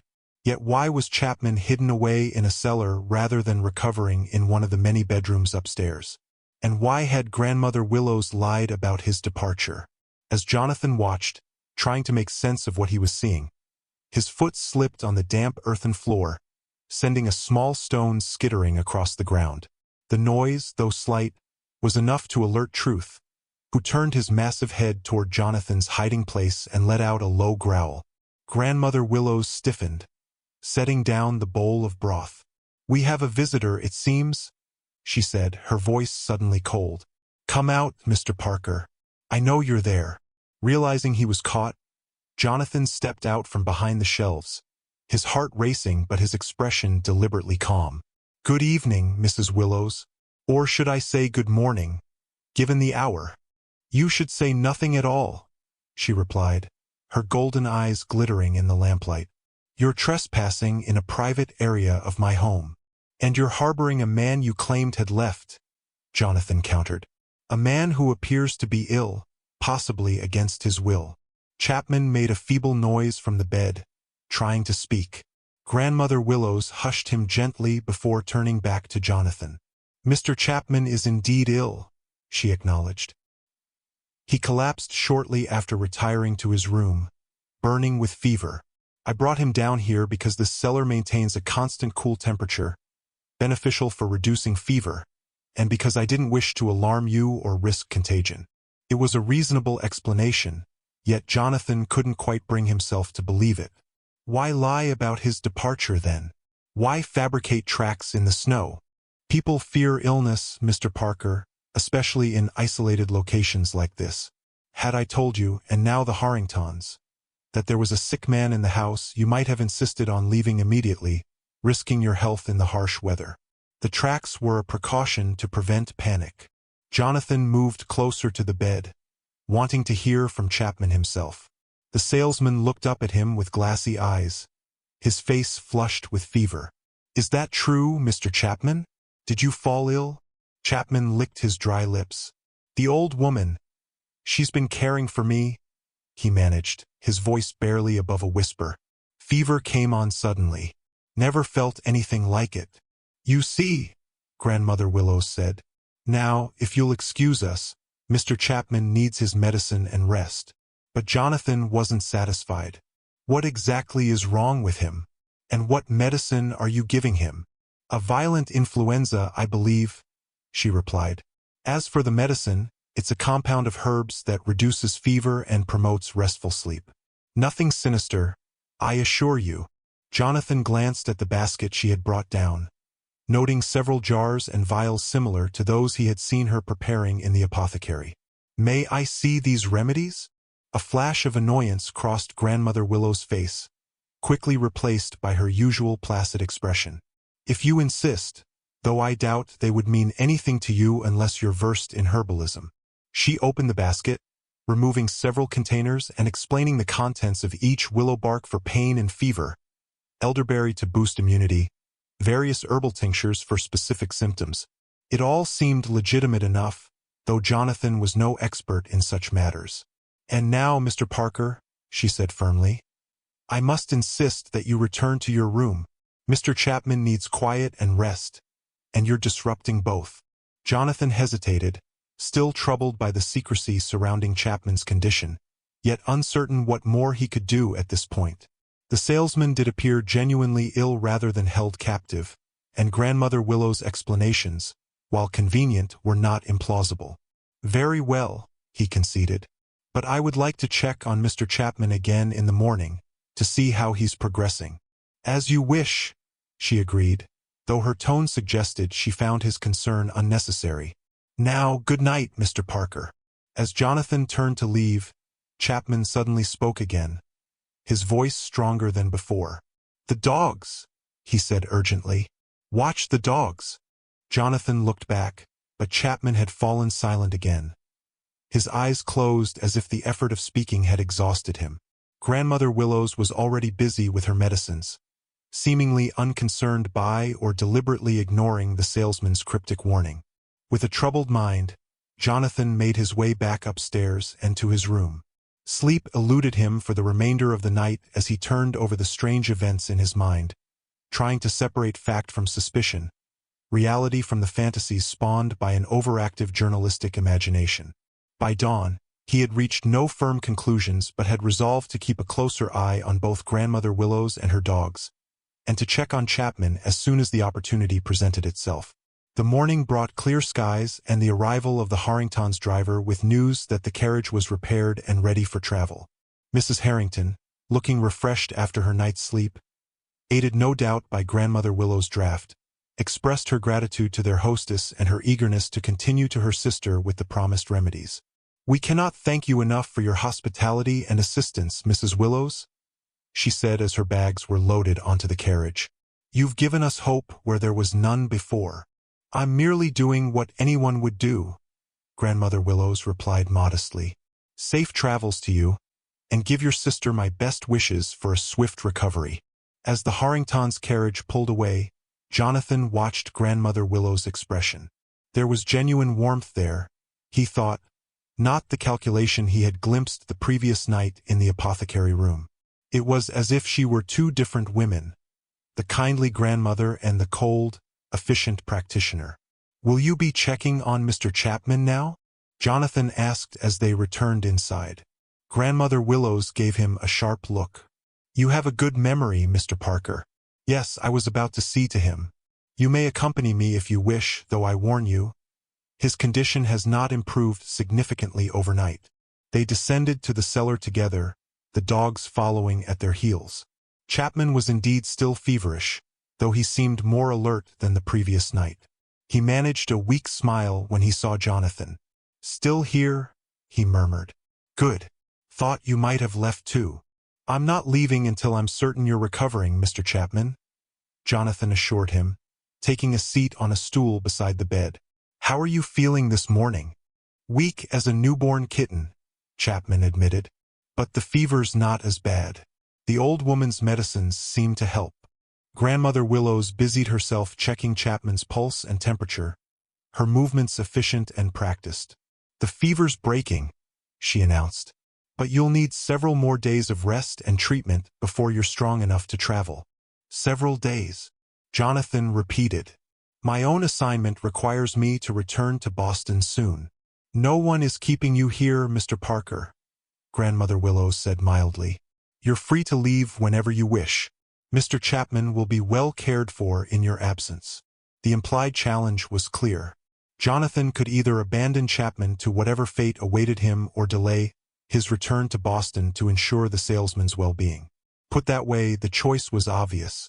"I believe I'll stay a few more days," Jonathan decided.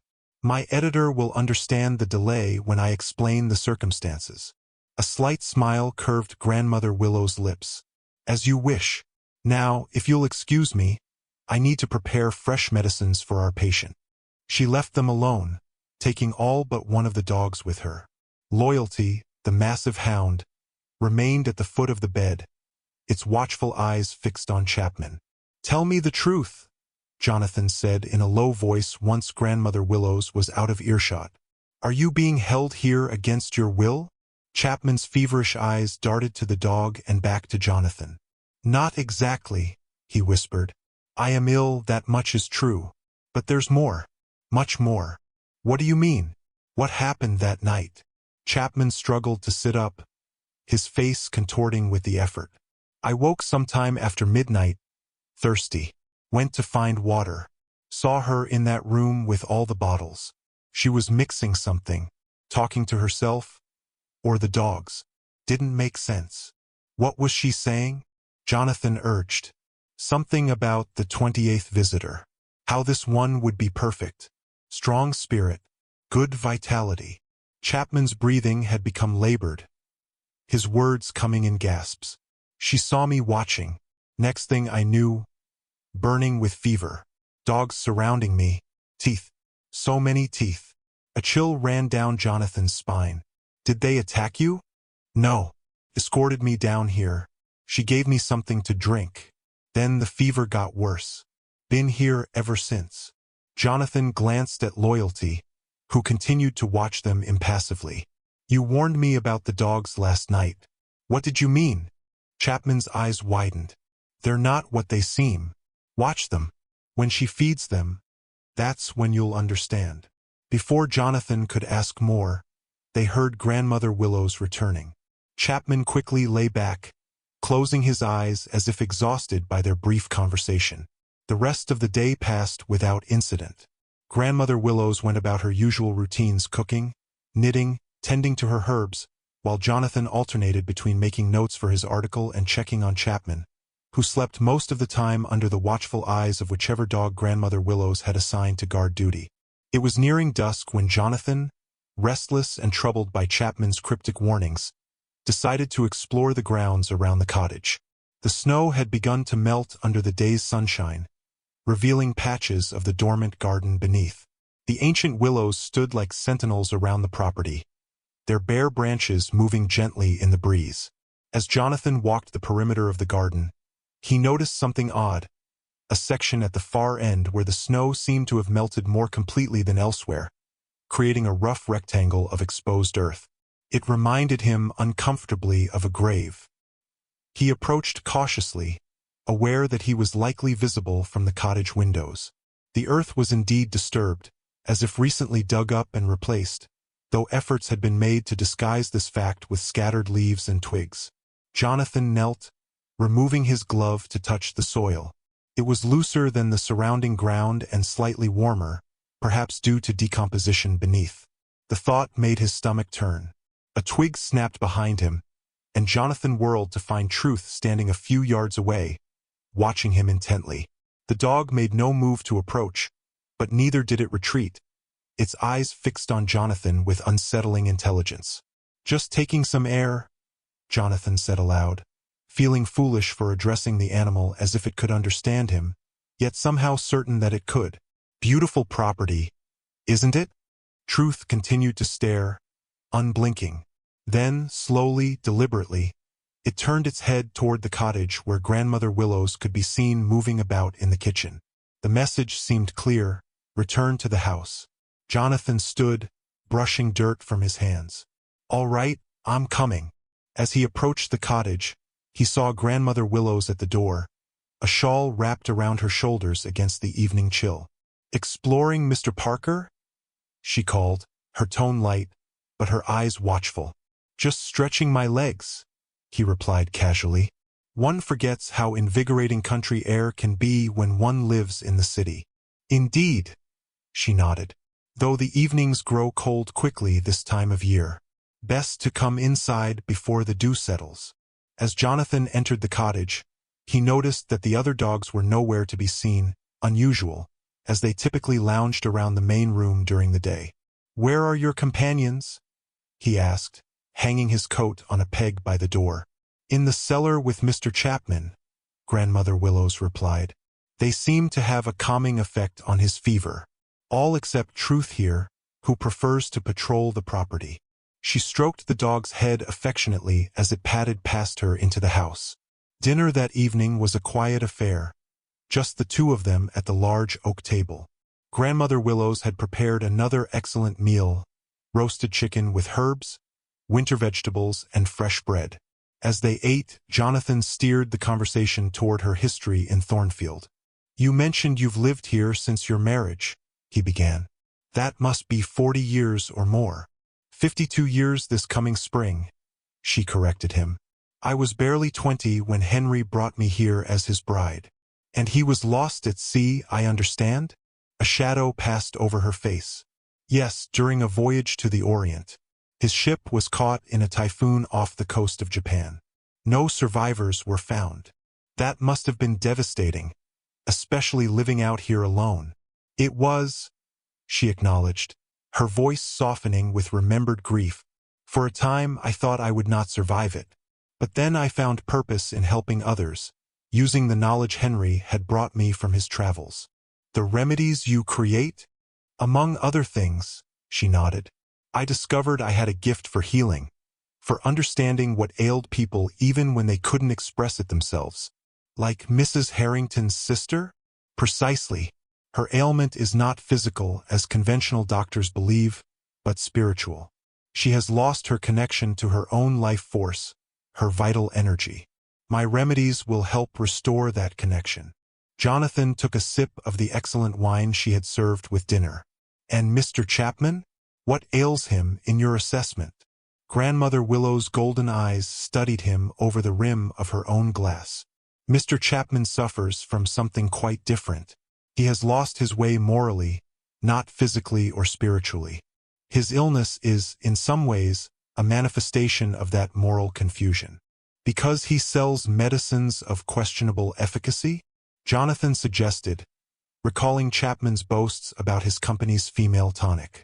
"That and other deceptions," she said cryptically. "But we all have our sins to account for, Mr. Parker. Even you, I suspect." The conversation had taken an uncomfortable turn. Jonathan decided to shift it back to safer ground. "How did you come by your dogs? They're remarkable animals."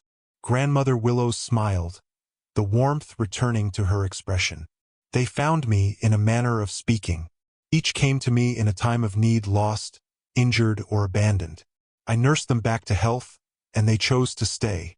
"And you named them after virtues?" "Yes. Each embodied a quality I value.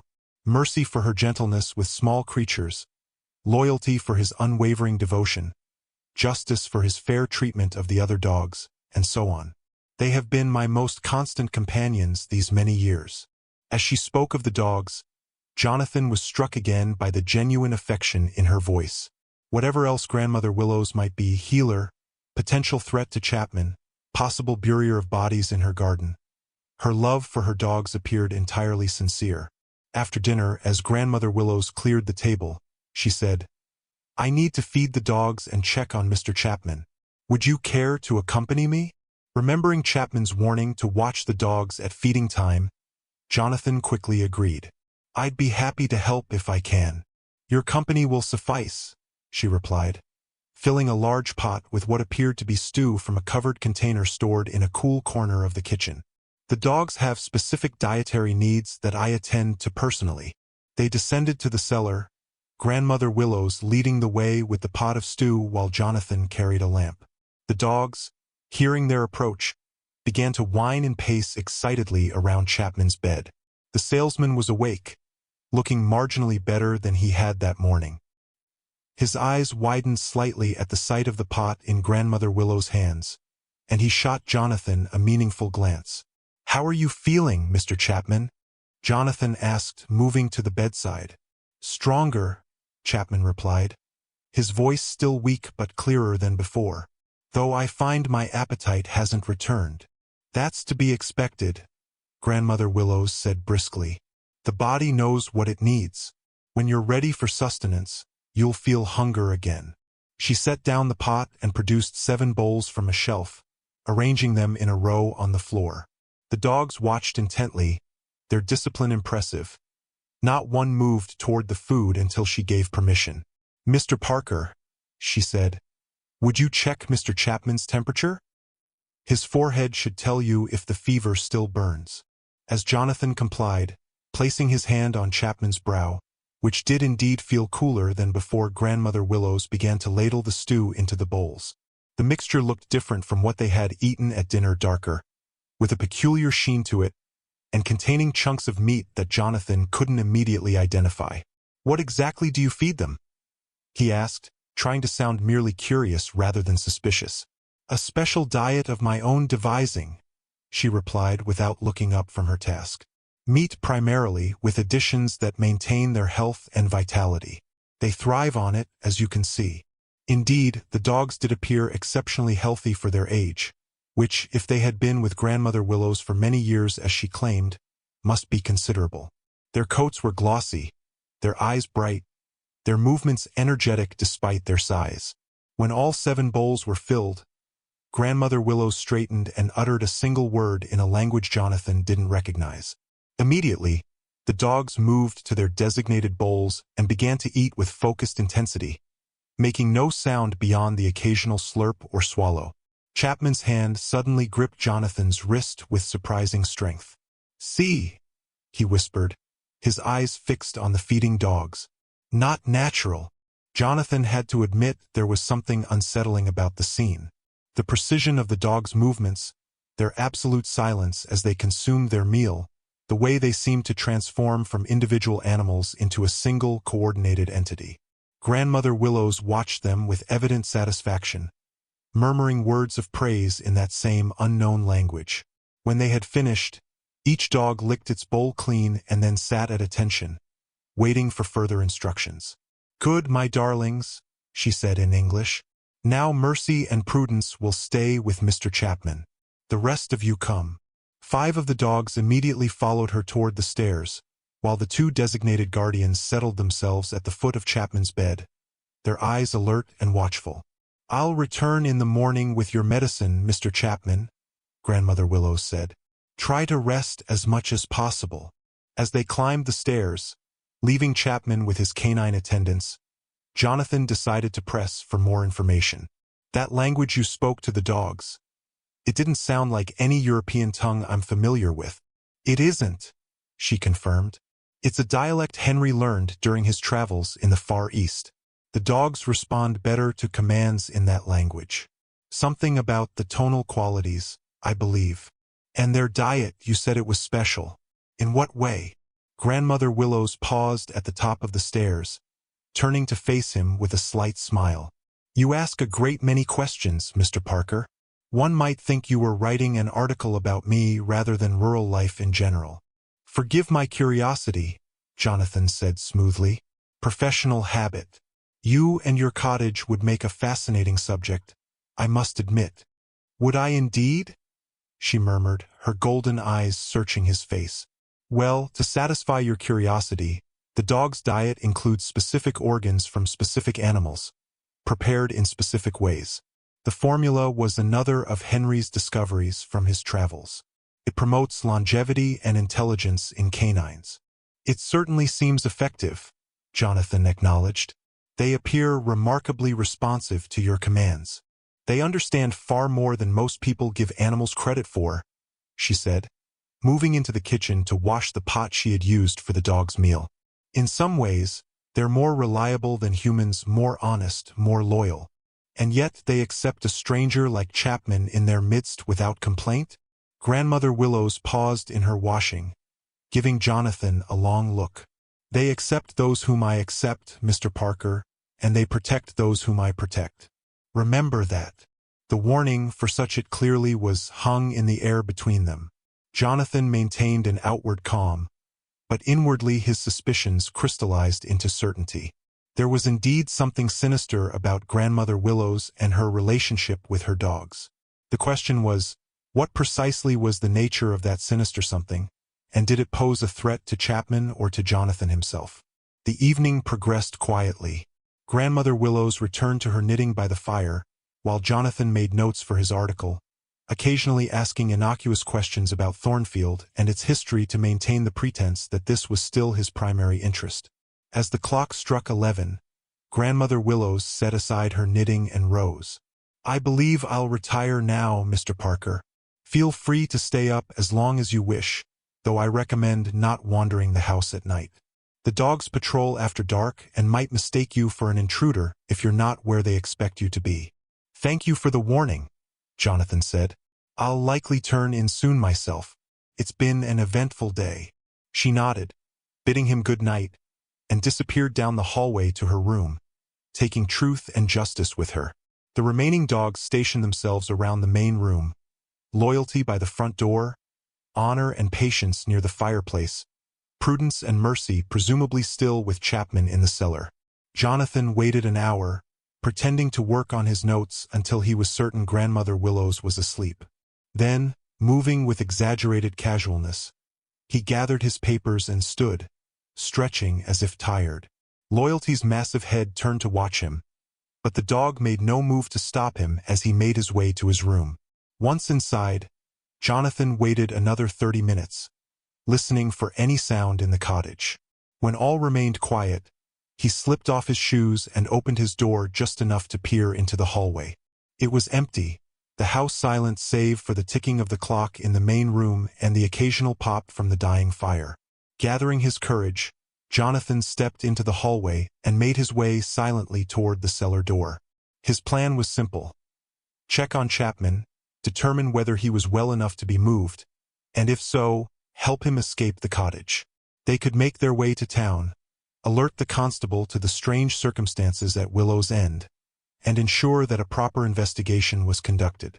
The cellar door creaked slightly as Jonathan opened it, causing him to freeze in place, listening for any reaction. When none came, he began to descend the stairs, feeling his way in the darkness rather than risk lighting a lamp.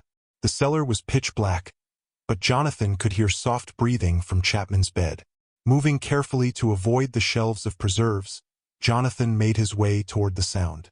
"Chapman," he whispered when he was close enough. "It's Parker. Are you awake?" A rustling of bedclothes, then a weak voice. "Parker? What time is it?" "Late past midnight. How are you feeling?" "Better, I think. The fever's nearly gone." "Good. Listen, I think we should leave tonight if you're strong enough. There's something not right about this place, about Mrs. Willows." Chapman was silent for a moment. "The dogs," he finally said. "Where are they?" Jonathan realized he hadn't seen or heard Mercy and Prudence, who were supposed to be guarding Chapman. "I don't know. Not here, it seems. She calls them away sometimes to feed them separately. I think this is our chance then. Can you walk if I help you?" I think so. But Parker, you don't understand. It's not just the old woman we need to fear. The dogs, they're not normal dogs." "I've noticed," Jonathan said grimly. "But we can worry about that once we're safely away from here. Come, let me help you up." He found Chapman's arm in the darkness and helped him to a sitting position. The salesman was indeed stronger than before, able to stand with Jonathan's support, though he swayed unsteadily on his feet. "My clothes," Chapman whispered. "She took my clothes. We'll find something for you to wear once we're upstairs. For now, just focus on walking." Slowly, supporting much of Chapman's weight, Jonathan guided him toward the stairs. They had nearly reached them when a low growl from above froze them in place. A lamp flared to life, revealing Grandmother Willows at the top of the stairs, Truth and Justice flanking her. Her silver hair hung loose around her shoulders, her golden eyes seeming to glow in the lamplight. "Going somewhere, gentlemen?" she asked, her voice deceptively mild. Jonathan thought quickly. Mr. Chapman was feeling restless. I heard him calling out and came to check on him. We thought some fresh air might help his recovery. "How considerate of you," Grandmother Willows said, clearly not believing a word. "But I'm afraid the night air would be detrimental to Mr. Chapman's condition. He needs to return to his bed immediately." "I think Mr. Chapman would prefer to convalesce elsewhere," Jonathan said firmly. Perhaps in town under a doctor's care. Grandmother Willows descended a few steps, the dogs remaining at the top, watching intently. Mr. Chapman is in no condition to travel, as any fool can see. And you, Mr. Parker, are overstepping the bounds of hospitality. Chapman's grip on Jonathan's arm tightened. Don't listen to her, he hissed. We need to get out of here now. Grandmother Willows sighed, a sound of genuine regret. I had hoped you would be reasonable, Mr. Parker. I have no quarrel with you. Your article on rural life would have been published. Your career would have continued uninterrupted. You could have left here with nothing but pleasant memories and perhaps a few interesting anecdotes. And Chapman? Jonathan demanded. What were your plans for him? Mr. Chapman's fate was sealed the moment he looked upon things not meant for his eyes, she replied. As yours is now sealed by your interference. She raised her hand and snapped her fingers once, sharply. From the darkness behind them came the sound of movement, mercy, and prudence emerging from whatever hiding place they had occupied while Jonathan conversed with Chapman. Last chance, Mr. Parker, Grandmother Willows said. Return Mr. Chapman to his bed, go to your room, and in the morning you may leave here unharmed. I give you my word. Jonathan believed she meant it, which made his decision all the harder. He could save himself, but at the cost of abandoning Chapman to whatever fate Grandmother Willows had planned for him. Or he could stand his ground and likely share that fate. Chapman made the decision for him. Run, he gasped, suddenly shoving Jonathan toward the stairs. Save yourself. The unexpected move caught Jonathan off balance. He stumbled forward, nearly colliding with Grandmother Willows, who stepped aside with surprising agility. Behind him, he heard Chapman cry out, followed by the sounds of a struggle and the growling of dogs. Go, damn you, Chapman shouted. Get help. Instinct took over. Jonathan lunged past Grandmother Willows, taking the stairs two at a time. Truth and Justice, still at the top, moved to block his exit, but Jonathan had the advantage of momentum and desperation. He barreled into them, sending Justice stumbling sideways while he vaulted over Truth's back. Once in the kitchen, he ran for the front door, aware of the sounds of pursuit behind him. The click of nails on wooden floors, the low, menacing growls of the dogs who had seemed so docile during the day. He reached the door and wrenched it open, only to find Loyalty already there, its massive form blocking the exit. The dog's lips were pulled back in a snarl, revealing teeth that seemed longer and sharper than Jonathan remembered. Changing direction, Jonathan sprinted for the back of the cottage, toward the door he had seen Grandmother Willows use to enter the garden. Behind him, he heard her voice calling out commands in that strange language. The dogs responded immediately, their pursuit becoming more coordinated, more strategic. Jonathan reached the back door and flung it open, gasping as the cold night air hit his face. The garden lay before him, silvered by moonlight, the ancient willows casting long shadows across the snow. He ran, his breath coming in clouds, heading for the gap in the trees that he knew led to the road. The dogs were close behind, their growls now punctuated by sharp barks that seemed to communicate his position to each other. Jonathan risked a glance over his shoulder and saw them spread out in a fan formation, cutting off potential escape routes, herding him toward the center of the garden, toward the freshly turned earth he had noticed earlier. Understanding dawned with horrifying clarity. The grave-like rectangle wasn't a burial site, it was a trap, prepared in advance for just such an eventuality. Jonathan veered sharply to the right, attempting to break through the dog's formation. For a moment he thought he might succeed. Then Truth appeared directly in his path, its form somehow larger than before, its eyes reflecting the moonlight with an unnatural golden glow reminiscent of its mistress. Jonathan skidded to a halt, searching desperately for another escape route. But the dogs had him surrounded now, a circle of snarling, advancing predators. And behind them, walking with unhurried confidence, came Grandmother Willows. You should have taken my offer, Mr. Parker, she called, her voice carrying clearly in the still night air. It was genuinely meant. What are you? Jonathan demanded, backing away as the circle of dogs tightened. What is all this? She smiled a sad, almost tender expression. I am a keeper of balance, Mr. Parker, a guardian of ancient ways that your modern world has forgotten. And these, she gestured to the dogs, are my helpers, my extensions in the physical realm. They're not really dogs, are they? Jonathan said, remembering Chapman's warning. They were once, she acknowledged, but they have become something more through their service to me, as others have become something more through their sacrifice. The implications of her words sent a chill down Jonathan's spine that had nothing to do with the winter night. The missing travelers?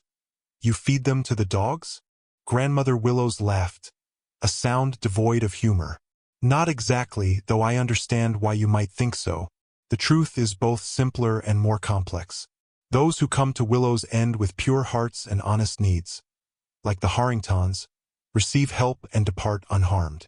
Those who come with deceit in their hearts, with harmful intentions or corrupted souls, like Mr. Chapman with his fraudulent medicines that have caused more harm than good, they become contributors to a greater purpose. What purpose? Jonathan asked desperately, playing for time as he searched for any weakness in the circle of dogs. The maintenance of balance, she replied. Life for life, energy for energy. Mr. Chapman has harmed many with his tonics, women who trusted his claims and suffered for it. His life energy will now serve to heal others through my remedies. As will yours, Mr. Parker, since you've chosen to ally yourself with him. The dogs had stopped advancing, holding their position at some unspoken command from Grandmother Willows. Jonathan realized she was enjoying this final conversation, this chance to explain herself to someone who understood enough to appreciate the magnitude of her revelations. How many? He asked. How many contributors have there been? You would have been the 29th, she said matter-of-factly. Over 52 years. That's hardly excessive, wouldn't you agree? Especially considering how many I've helped in that same period. Jonathan thought of the Harringtons, of Mrs. Harrington's sister, who would soon be taking Grandmother Willow's remedies. And your healing abilities, they come from these sacrifices? In part, she nodded. The life energy of the unworthy, properly channeled, can accomplish remarkable things in the hands of one who knows the ancient ways. Henry understood this. It was why he brought me here, to this place of power, and taught me what he had learned in lands far from the constraining morality of Christian America. Your husband wasn't lost at sea, was he? Jonathan guessed. A shadow passed over her face. Henry made a miscalculation. He believed himself exempt from the balance he taught me to maintain. He was not. He became the first contributor, though an unwilling one.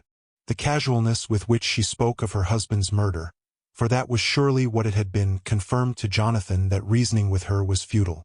She was completely convinced of the righteousness of her actions, the necessity of her balance. And now? He asked, knowing the answer but needing to keep her talking while he frantically considered options for escape. Now, Mr. Parker, you will make your contribution, she said simply. The dogs will ensure it's relatively painless. They're quite efficient. She raised her hand, and the dogs tensed, ready to spring at her command. Jonathan braced himself, knowing he had only one desperate chance, to break through their circle and run for the trees, even if they caught him. Better to die fighting than submit to whatever ritual Grandmother Willows had planned.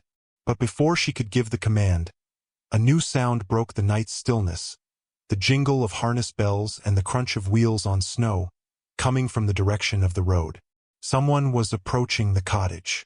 Grandmother Willows turned, distracted by the unexpected arrival. In that moment of inattention, Jonathan saw his opportunity. He lunged forward, aiming for the gap between loyalty and patience. The dogs, momentarily confused by their mistress's diverted attention, reacted a fraction of a second too late. Jonathan burst through the circle and ran for the trees with every ounce of strength he possessed. Behind him, he heard Grandmother Willows cry out in that strange language, heard the dogs give chase, but he had a head start now, and terror lent speed to his feet. The trees loomed before him, then surrounded him as he plunged into the forest. Branches whipped at his face, roots threatened to trip him, but Jonathan ran on, guided by moonlight filtering through the canopy and the distant sound of the approaching carriage, which had now reached the cottage. The dogs were gaining on him. He could hear them crashing through the underbrush, their coordinated movements allowing them to navigate the forest more efficiently than he could. Just as he felt they must be upon him, the trees thinned, and Jonathan found himself on the road.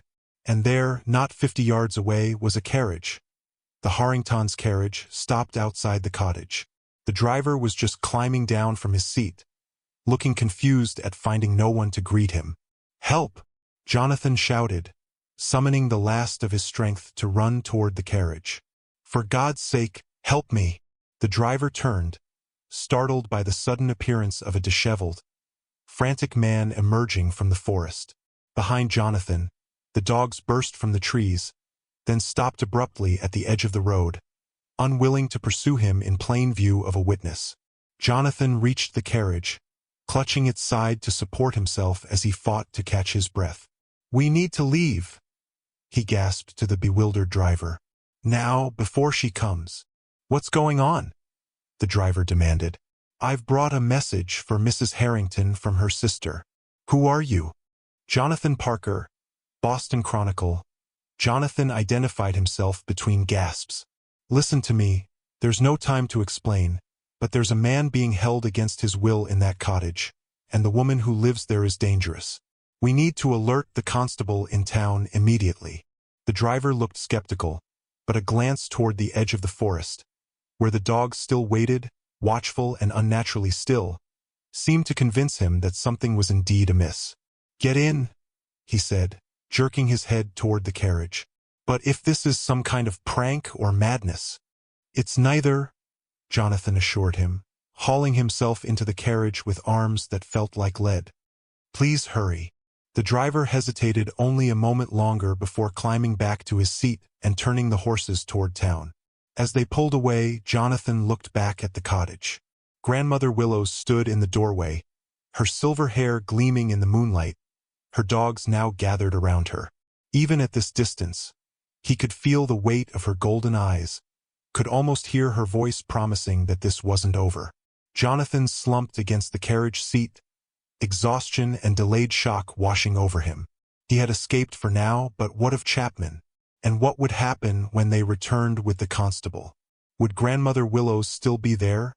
Or would she vanish into the night with her unnatural companions? The journey to Thornfield seemed interminable, though in reality it couldn't have been more than 30 minutes. The driver, a taciturn man named Elias, peppered Jonathan with questions that he answered as coherently as he could, though much of his tale sounded fantastical even to his own ears. "So you're saying this sweet old lady who's been living here for decades is some kind of witch?" Elias asked skeptically. "That she feeds travelers to her dogs?" "Not exactly," Jonathan replied, struggling to articulate the horror he had witnessed. "It's more complicated than that. She harvests their life energy, she called it, for her remedies. The dogs are part of it somehow." Elias shook his head. "Sounds like you've been reading too many penny dreadfuls, Mr. Parker. Though I will say, there's always been something odd about Grandmother Willows. The way those dogs of hers obey her without a word, how they never seem to age or die." This confirmation that others had noticed the unnatural longevity of the dogs gave Jonathan hope that his story might be believed. "Then you'll help me convince the constable to investigate?" "I'll tell him what I know," Elias agreed reluctantly. "Which ain't much, but might lend some weight to your tale. Though I'd leave out the part about life energy and such if I were you.